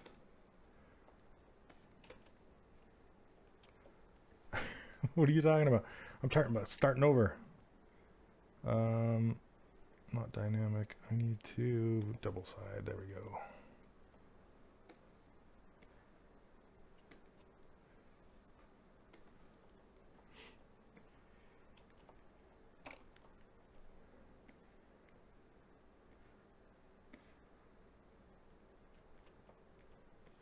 You guys just wanted to watch me struggle. I know it.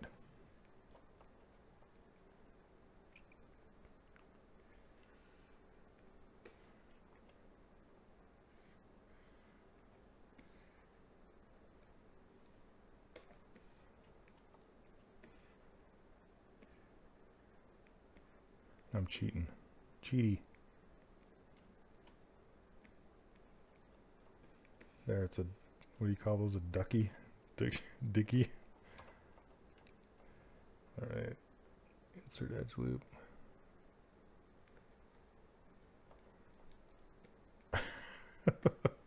Are you aliasing as someone else?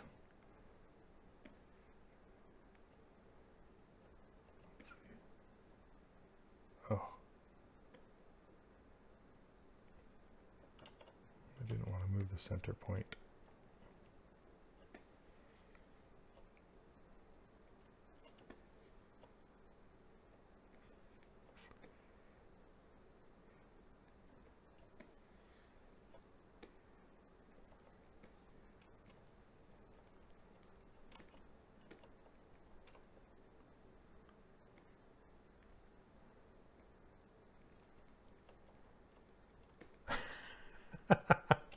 Yeah. What's happening? Why are you doing it this way?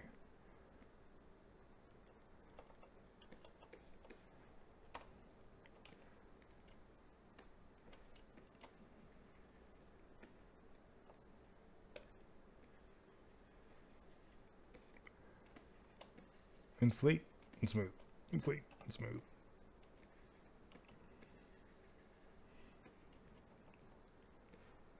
Oh, hey from Tokyo. How are you? Tokyo. Wow. What time is it in Tokyo right now?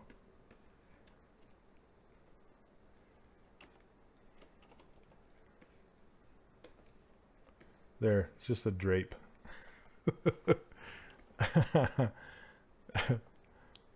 Yeah, nice and clean. Okay, so let's we're gonna delete some stuff here. How do I want to do this? Because I can split it. Let me try this. No, it's not. Well, okay, we'll just do that. We'll split that and then we'll merge those together and we'll delete these. sometimes you have to be inventive when it comes to doing things with the Z-Modeler brush. So, because I'm basically creating this cut down here, and you know, I don't want triangles, so, well, I'm going to end up with triangles. No, this is good. I'll just delete this edge. There we go. Now we're back to quads. I can just pull this down.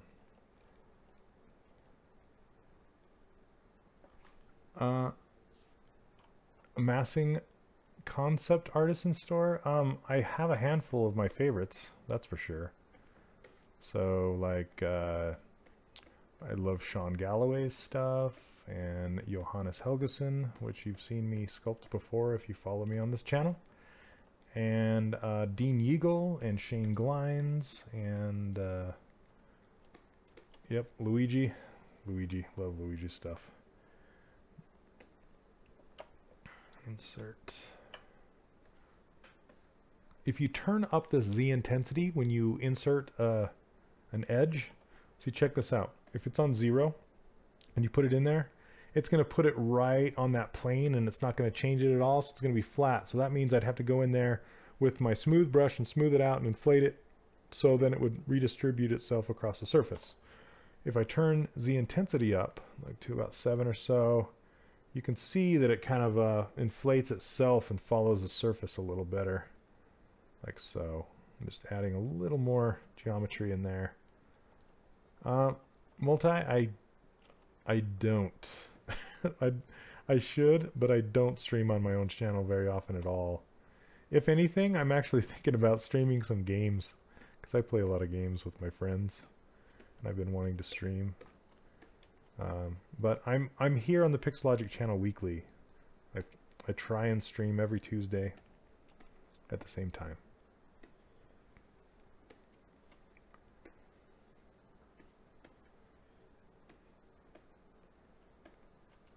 Let's see, come on. I'm going to slide this edge here. Yeah, much quicker, right? This is how I usually do it. Something like this. I need to slide the entire edge loop up and just kind of redistribute that geometry. Yeah, I know, multi. What are you wanting? My Fortnite skills? I've actually been playing Monster Hunter World lately. That's a fantastic game.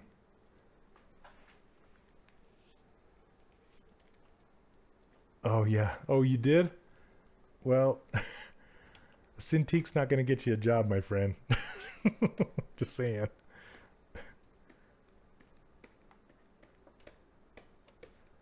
Oh, sorry. That was mean. You can't, no one can resist the Cintique. It's a lure. Okay, let's add some thickness to this.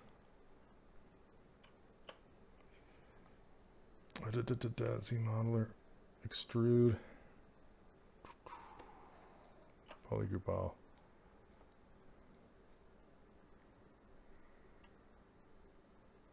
There we go. And I bet that is inverted. Yep, see that? Because if you push in when you extrude, it's going to invert the normals. So you have to go down to display properties and then flip it. All right. That's true. That's true, Worth.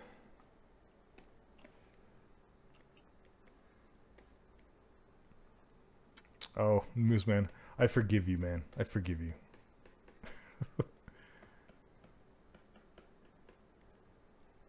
It'll happen someday. It'd be great to have you in there.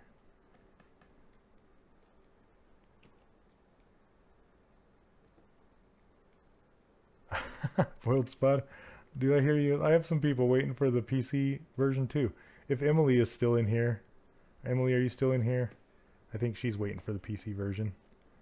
But me, if it's a multiplayer game, I gravitate towards whatever my friends are playing it on, and that's where I play it. Yep. Tap tap tap tap tap tap tap tap. All right, let's put some creases on here. Crease, crease, crease. Where are you? Edge loop partial. Boom. Boom. Whoa.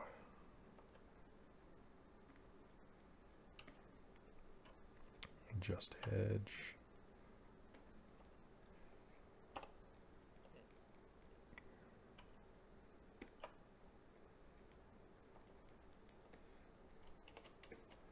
It kind of looks like a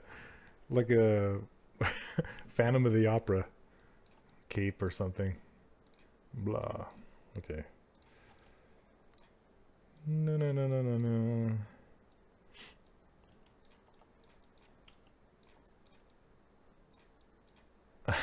Yeah, I hear you. I've been there, man. Been there. How much is my workshop? I usually don't like to mention the price on the stream because in case it changes and somebody watches the stream back again, they're like, hey, why isn't it what you said?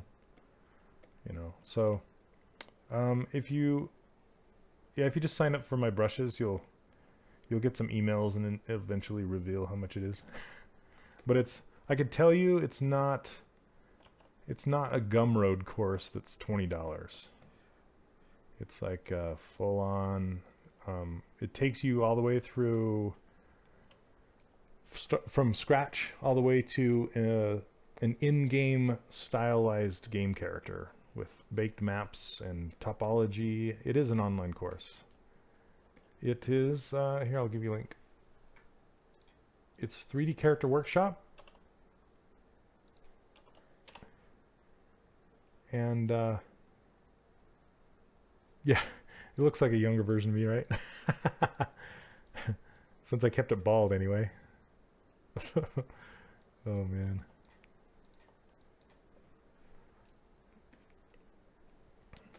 I'm gonna make this darker now.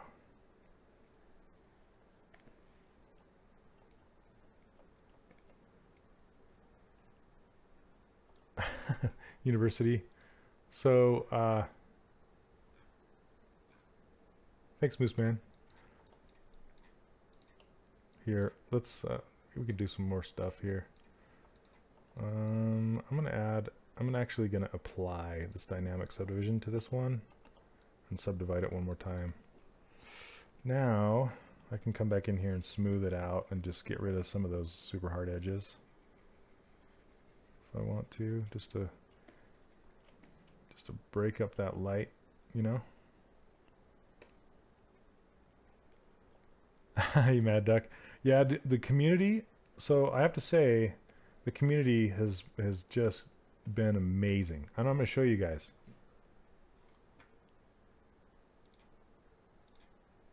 I'm going to show you guys really quick. Hopefully my students don't mind. But like, this is what it's a Google Plus community. It's not a Facebook group. So, and it's super active in there. Very, very active. And you can see just people at different levels, different skill levels, doing different things. Here, let me make sure I'm on the community. There we go. And I have some topics on the left-hand side and just people, you know, doing different things. There's people at this skill level and there's people at this skill level and there's people just blocking stuff out and doing game characters and just really, really cool stuff. So, so I'm gonna be releasing it or opening it up for enrollment in the spring, which is very, very soon. I think next week is like the first day of spring. So I try to open it every quarter, and yeah, so hopefully soon. Let's see. Let's see, and it's a lifetime course. So once you get access, you're in it. Just like ZBrush. It's lifetime access. But I like to do it in enrollment phases just so I don't get overwhelmed because I do give feedback. Well, I try to give as much feedback as I can.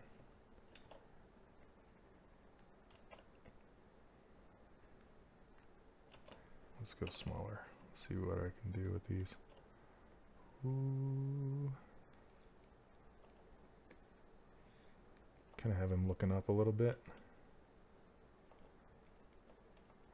Yeah, you have to. It's a student only community. Sorry, teaser. There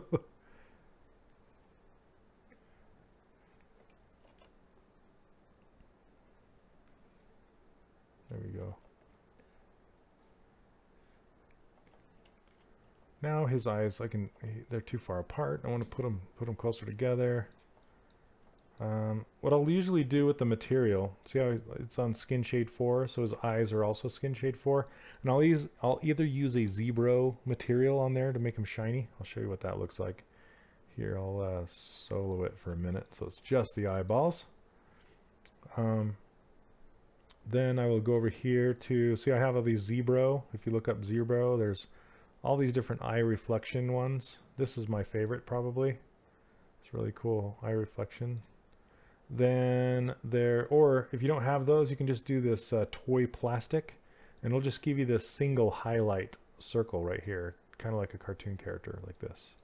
Then just make sure you're on M. So I'll usually click this hard paint brush, click on M for material, and then, yeah, totally Cookie Monster hard.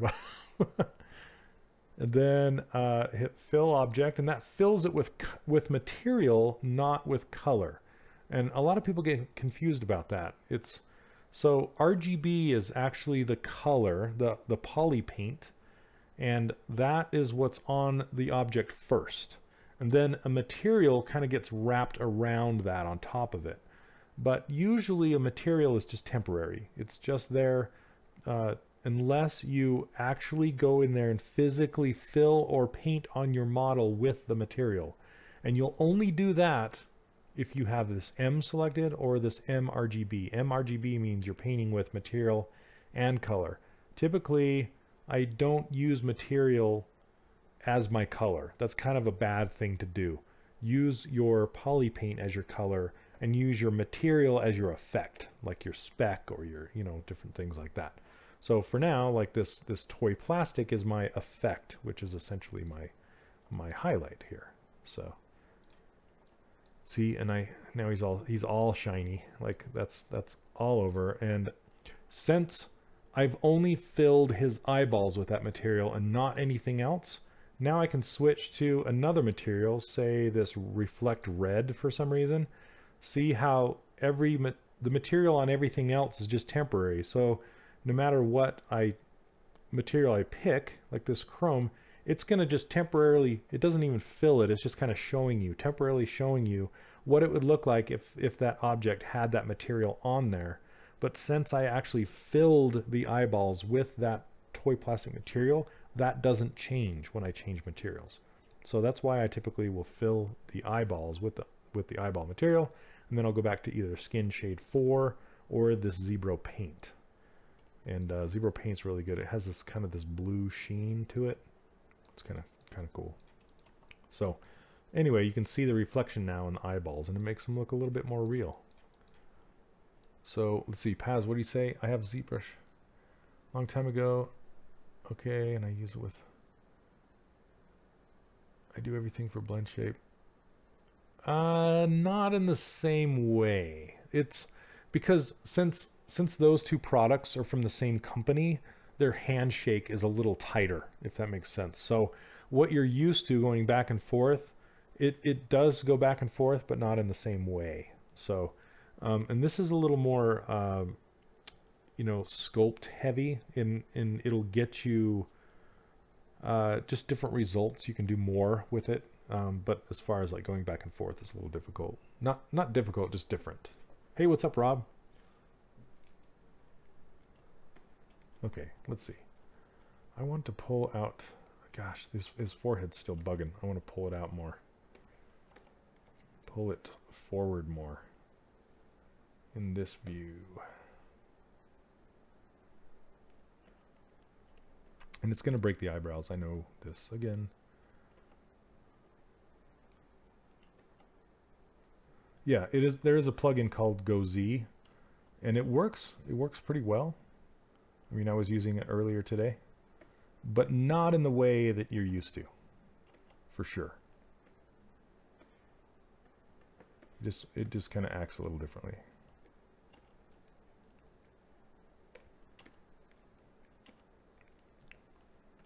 Just gonna pinch this. His forehead's really bulbous, but it's, I don't care. Watching the stream, are you ready for GDC? Next week, man. Next week. Okay, let's pull those eyebrows out to match now. I'm gonna hide that hat. It's gonna look weird for a minute.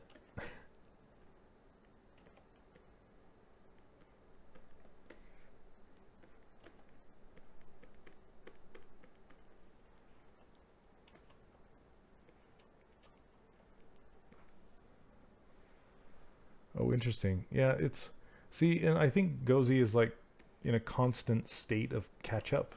It's like playing, not like mustard and ketchup, but catch up. It's like trying to catch up with the latest version, and you know, the like Maya or whatever you're trying to Gozi with is constantly changing, so they have to constantly update that to support it. So it's just kind of like, you know, a constant state of flux. Okay. Pretty happy with how he's turning out. I need, whoops.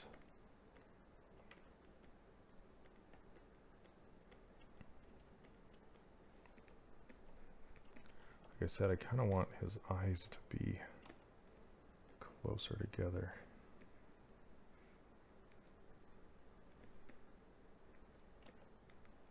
And then actually give him some, I can give him some eyelids, like a black line right there. That'll help out a lot.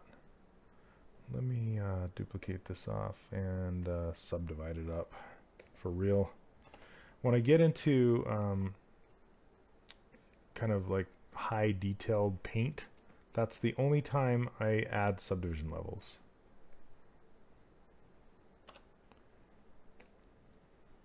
So make sure I'm not on material still. There you go. No, I'm not.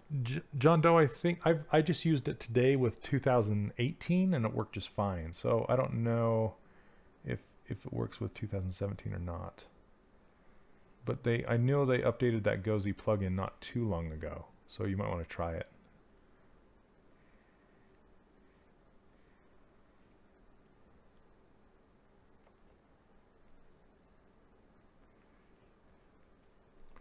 Let me see if there's people over on Facebook. Sorry, I'm neglecting you guys.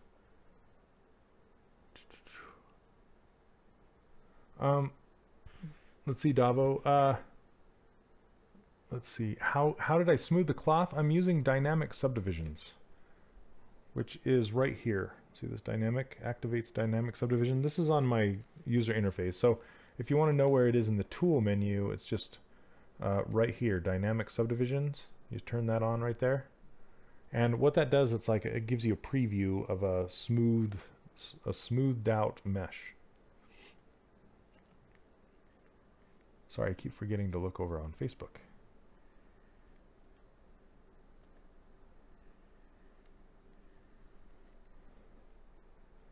Okay, let's see that. See how that makes him look a little better. And I typically don't do lower eyelashes just because it just, I don't know. Sometimes it works, sometimes it doesn't. And then once in a while I'll try to just like put in a hint. See, it automatically makes them look tired and ugly. Kind of like, what's that kid from Meet the Robinsons? His roommate, that kid that's always like tired. The bowler hat guy is a kid. Oh man. Let's see. I think it's very hard to export. No, you Axby, you can do it. I use a Marmoset tool bag to do it. So you just transfer the poly paint to a low resolution mesh that has UVs.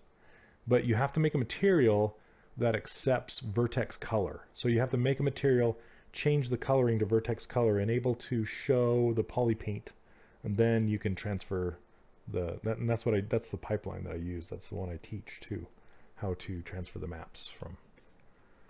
from the high res to Marmoset, or to the low res, yeah. Yeah, Xnormal is a little more difficult. Yeah, Topology does actually a really good job baking maps.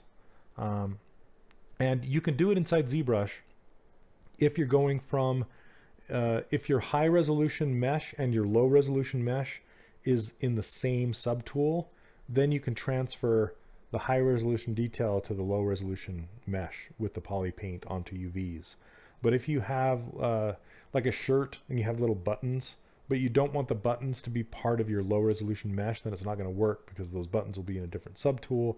So you can't bake multiple subtools to one low resolution mesh, if that makes sense. But in something like Marmoset or Toolbag or something like that, you can bake multiple high resolution pieces to one low resolution map or mesh, if that makes sense. Yeah. And Axvi, I do not use that for baking. I mean, you can, and I've tried it, but it's not the best. Some people get better results than I do, I guess, is what I'm going to say. Okay. I think I'm going to wrap it up here. I'm running a little late tonight. Went an extra hour. I guess I can go 15 more minutes to make it an even 3 hours instead of 2.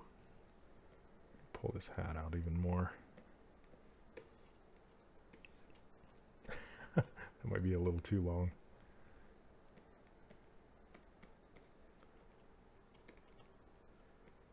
Oh yeah, Blender. Let's see. Yep, Substance can do it. Yep, there's a whole bunch. Yeah, Goob. That's his name, Goob. Remember that kid? He's like misses a baseball catch and it ruins his life. I felt so bad for that kid.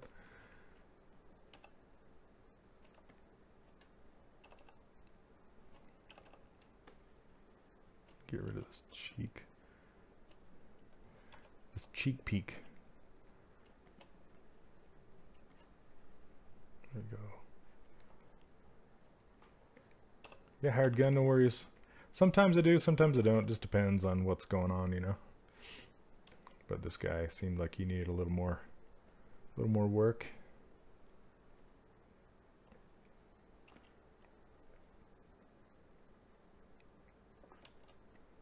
It gets to the point where even the subtlest little changes will change his whole look.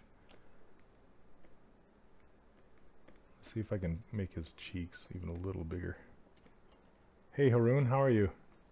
How much of your course would be beneficial for someone going into toy making and not into game stuff? So only the last module is game character stuff. Everything else is usable up until that point, and there's like 7 modules, and there's actually a bonus. There's like a bonus couple of lessons that teach you how to prep your model for 3D printing.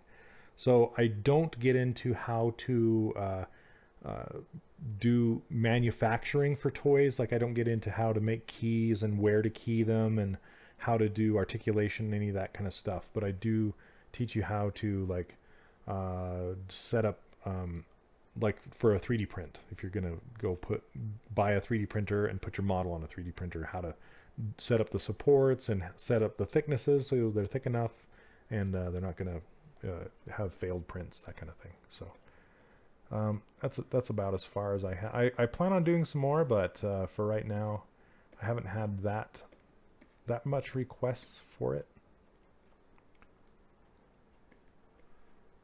Oh, you got a form too? I actually talk about how to set up your 3D printing in the form software. So how to bring it over, how to set up supports and all that kind of stuff. So I do talk about that stuff. Yeah, the form printer. I'm hoping to have one before the end of this year. That's my goal. We'll see. Yep, in preform, right? Yeah, it's beautiful. I wish we had that software when we were doing Infinity. Would have been nice.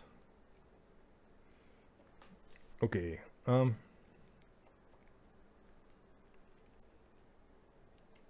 Does this have? Yeah, it does. Okay. I was just going to turn off symmetry for a minute and just kind of just try couple wrinkles just to kind of give it some flavor.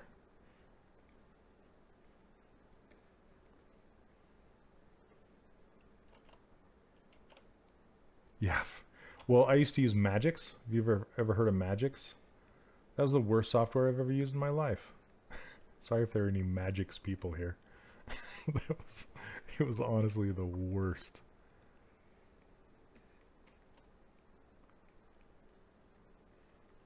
Like, I've seen some phone apps that are better. And it costs like $3,000 a seat. Oh.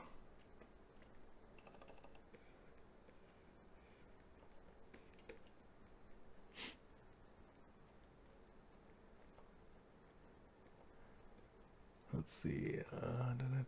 Do I ever sculpt in Blender? I don't. I've played around with it a little bit, but not too much.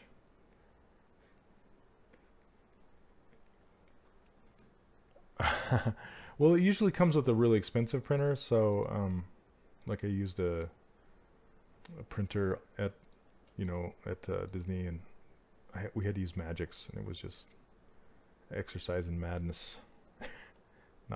Wasn't the funnest thing. Let's see. Save as. I don't mean to badmouth software, but oh my goodness, they need to fix that. They need to fix that software.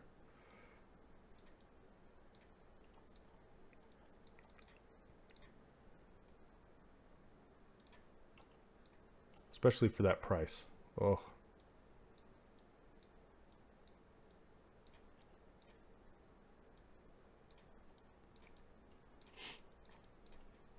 Oh yeah, Max does some really good baking. So does Maya. There's lots. Okay, I'm just gonna, let's see. I'm gonna let's do some hair just for fun. You know, I'm just gonna block it out. I'm not gonna do some crazy strands or anything like that. I'm just gonna do, I'm just gonna get some hair blocked out on here. Oh, let's see, duplicate.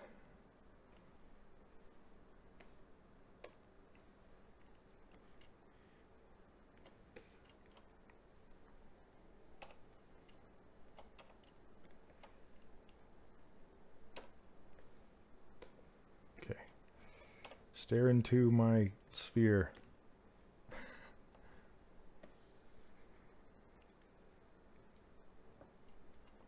Can you make one character with facial animations? I typically don't do a game ready character when I'm streaming for Pixelogic, just because it's so involved. I just do it for fun. Sean, that's what I was saying. If it kind of looks like Steven Silver a little bit. It's funny you said that.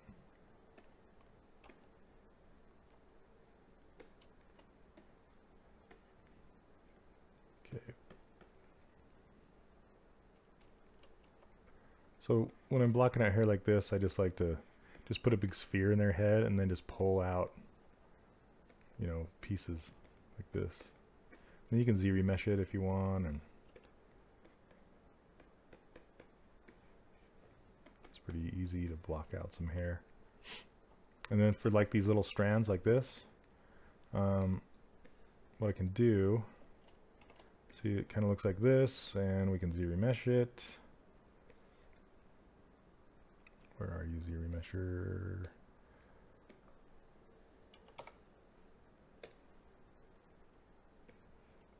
And then we get this, and then we can just kind of use a snake hook brush and pull out a strand.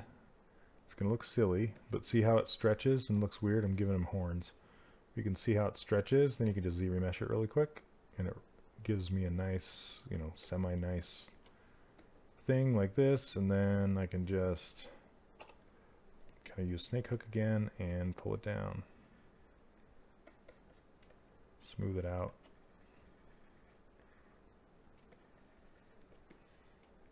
And then just kind of work it into place.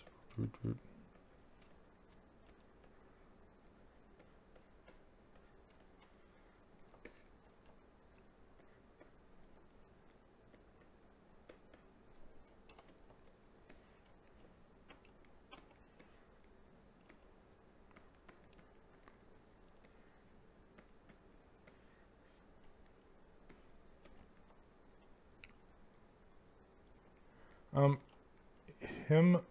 yeah, so I did it earlier in the stream.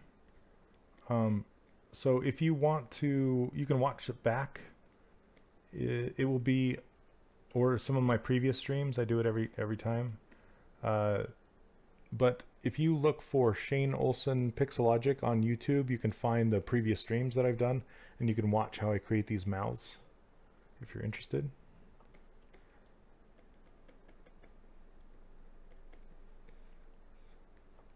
Let's see. So then I can see all these little hairs sticking out behind the ears here. I'm just gonna pull those out.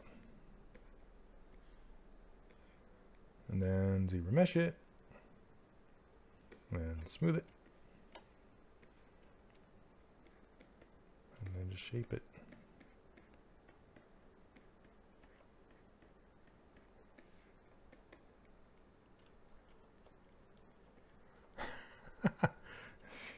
Nice, Bob Ross. Little happy little hairs.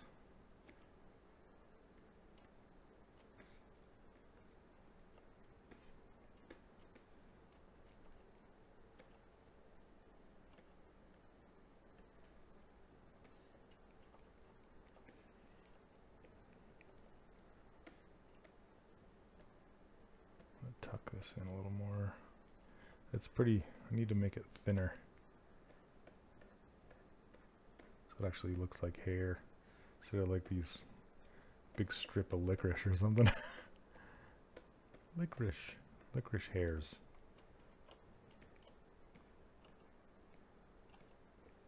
So the replay of this stream should be up in a couple days, like maybe tomorrow or the next day.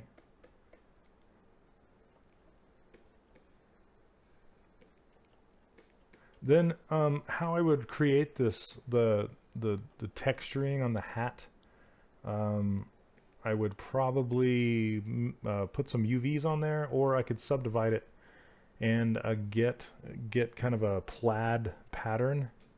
You know what? Let's see. What do we got? 1053. Let's try it. I'm going to save this.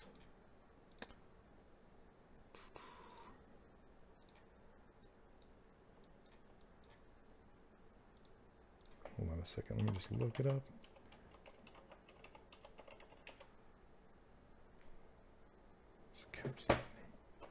Sorry. Okay. Let's see.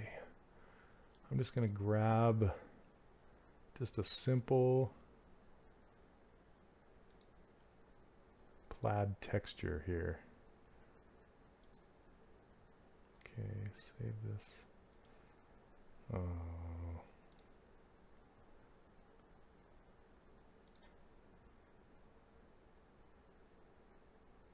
One second. I'm just grabbing this plaid texture right here. All right, save as. Let's go to Twitch, reference, and then just call this plaid. Okay. Oh, thank you so much. Okay, now this is going to be fun. Let's see if we can do it within the next 5 minutes. So, subdivision 3. I usually, if I'm going to do a texture or something, I usually like to subdivide it at least to 1,000,000 so it can hold the texture. Okay, then I'm going to bring in that texture, import. There it is, plaid. And then add it to my light box here. Oh yeah, 3D. That's you're probably right. It's a good call. I'll pull them down here in a minute. So the concept's still here, but it's down in the corner. So what you can do is turn the opacity down so you can kind of get an idea of where it's going to be on his head. Then I can kind of just line it up underneath there. And depending on how big or how small you want the pattern, and I'm going to keep it symmetrical. I'm just going to try it. Okay, and then I'll go to my paint, and then I'm just going to paint it like on one side. Then we'll see what it looks like. It's probably going to stretch and look bad, but we'll see. Oh, I got to turn, you know what I got to do? I got to turn back on projection. So when you're using an image for a reference and you're using Lightbox to do it with, you typically turn off spotlight projection because it's going to want to project. And if you have that on, the rest of your brushes will not work. So you need to turn that off, and that's why it's in my custom menu, because I use it all the time. But if you're going to be actually projecting like this, then you want to have it on. So there we go, that's better. So then you can just kind of put it on there like a stamp. And like I said, it's going to be symmetrical. It doesn't matter what the brush size is. See that cheaty? It's totally cheating. Okay, I'm going to try a different angle here. I'm just going to kind of offset it like this. And you can also shoot, like project it right through there and use Photoshop to do it with. But I'm trying to get this done.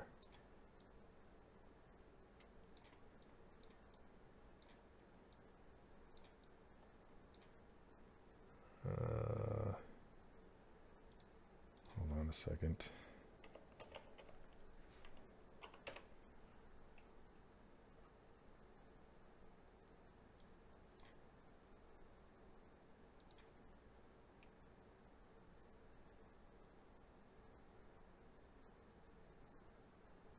All right, let's see. So I'm actually going to turn off symmetry because I'm just going to let it go.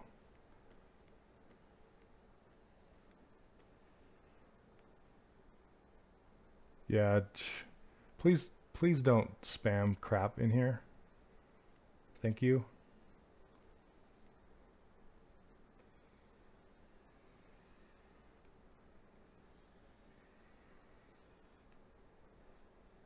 Let's see.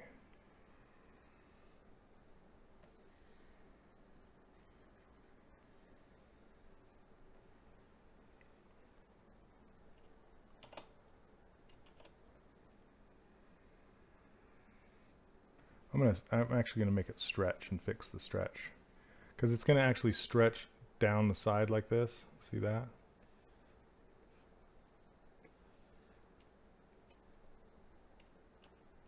Sorry guys.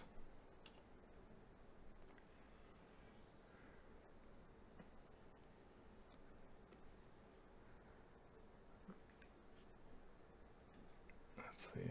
Yeah, so let me see.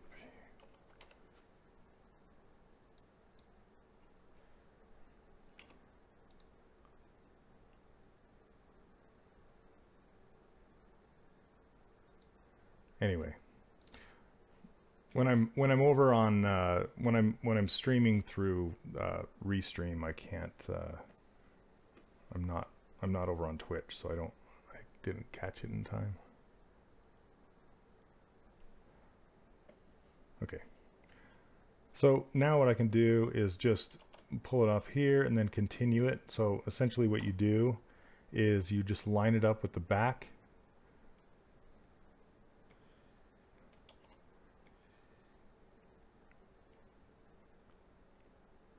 So you just kind of get it into place, and then just see this.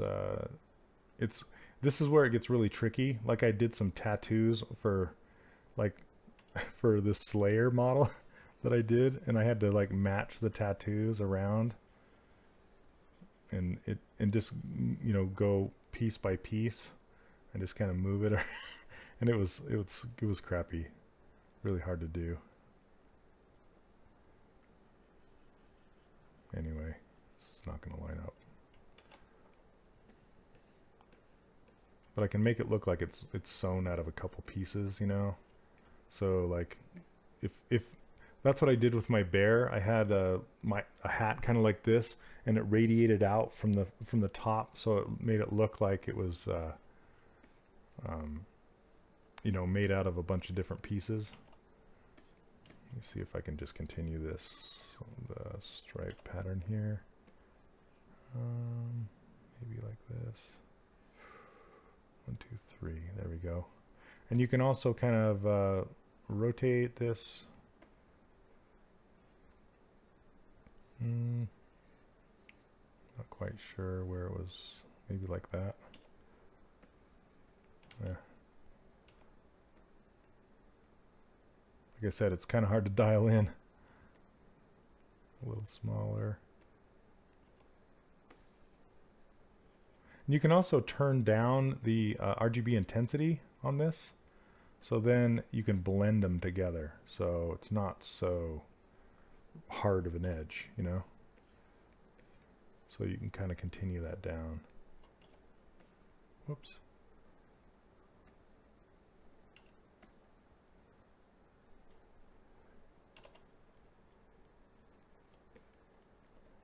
Yep, you don't need UVs for this. This is just poly paint.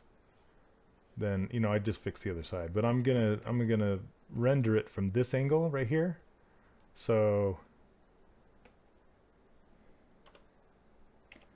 I'm not gonna care too much about it. Oh, let me fill that here. And I'll pull those sideburns down. Come on, grab it. There we go. Turn the intensity back up and fill it.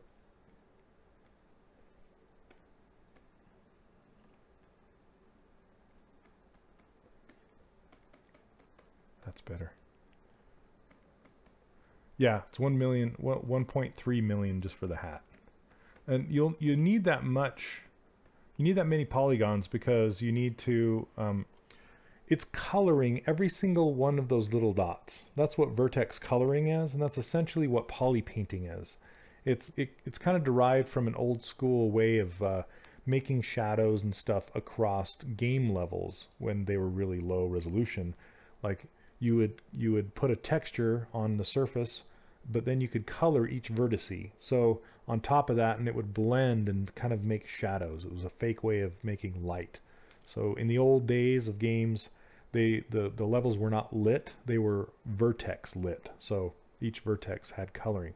And ZBrush is now using that technology to poly paint with. So when you're poly painting, you're actually coloring all of those vertices. But since there's millions of them, you're able to make like smooth transitions and things like that. So PTEX, no, it does not. That's not a thing in here. Okay, so there we go. He looks like a Sherlock Holmes or something. let me get this down to nothing here. Bring this back up and just kind of look at it. Make it opaque again. I didn't have time to do the bird. Right. So, yeah, if I had time, I need to pose him. So his head's kind of like this, and rework the bill on that hat and rework his hair so it's better. I'll probably do that, some of that offline.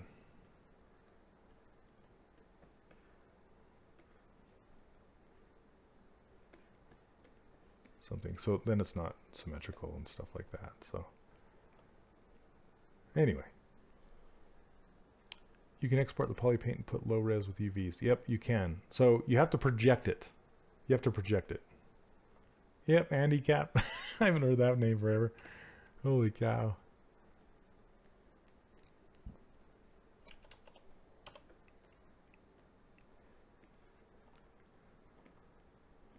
Yeah, well, after you project the map, it's not going to be a million. So this is not meant for a film or game or anything like that. If you wanted to get this guy into a film or a game, you would have to retopologize it.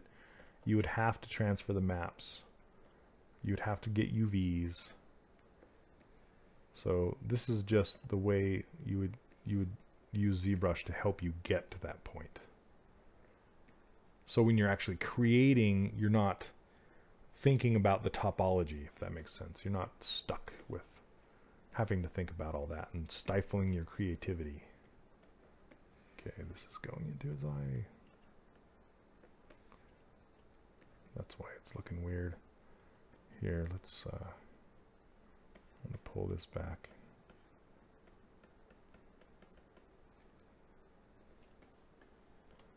Getting warbles.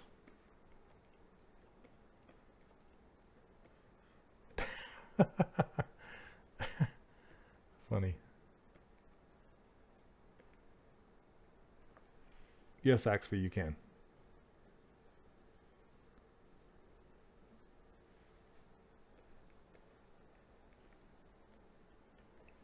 Okay, I think I'm gonna wrap this up for tonight. But thanks everybody for joining me, and thanks Pixelogic for having me. And another one bites the dust. Another stream. So anyway, and again, I apologize for the little hiccup, whatever. I hope you guys didn't click on it. I'll see if I can. I need to make sure that I'm on the mod over there. Man, he's looking yellow. Is he looking yellow to you guys? My upper screen is like yellow and my lower screen looks correct, so I'm going off the lower screen. I hope it's okay. But anyway, thanks guys for joining me. Yeah, we had a good crowd tonight. I think we peaked out at like 140 something between the 3 places. So I'm streaming to Facebook and to YouTube and to Twitch all at the same time, and it's been a lot of fun. So yeah, good for crowds and stuff. So anyway, I'll probably get this expression put on him and stuff like that. I don't know. Make this little bird. It'd be fun. So anyway, have a great night, and I'll catch you guys. I don't know if I'm going to be streaming next week. I'm going to GDC next week, so I can't recall if I will be streaming or not. I don't think so. And then Ashley streams tomorrow at 5 o'clock Pacific time. So if you're into creatures and stuff like that, you should check her out. She's awesome and a lot of fun. Anyway, and if you are interested in these brushes and my user interface, I give them away for free. You can just go to 3dcharacterworkshop.com and grab them. And I also do an online workshop. So when you sign up for those, to get those brushes and this user interface, you'll also be put on my newsletter, and you'll be notified when enrollment will become available again for that. So yeah, guys, thanks for stopping by, and we'll see you all probably in 2 weeks. So maybe I'll get back on the cowboy or something. We'll see. People are liking these heads so much, I keep making heads, so it's a lot of fun. Anyway, all right, take care guys, have a good night. We'll see you later.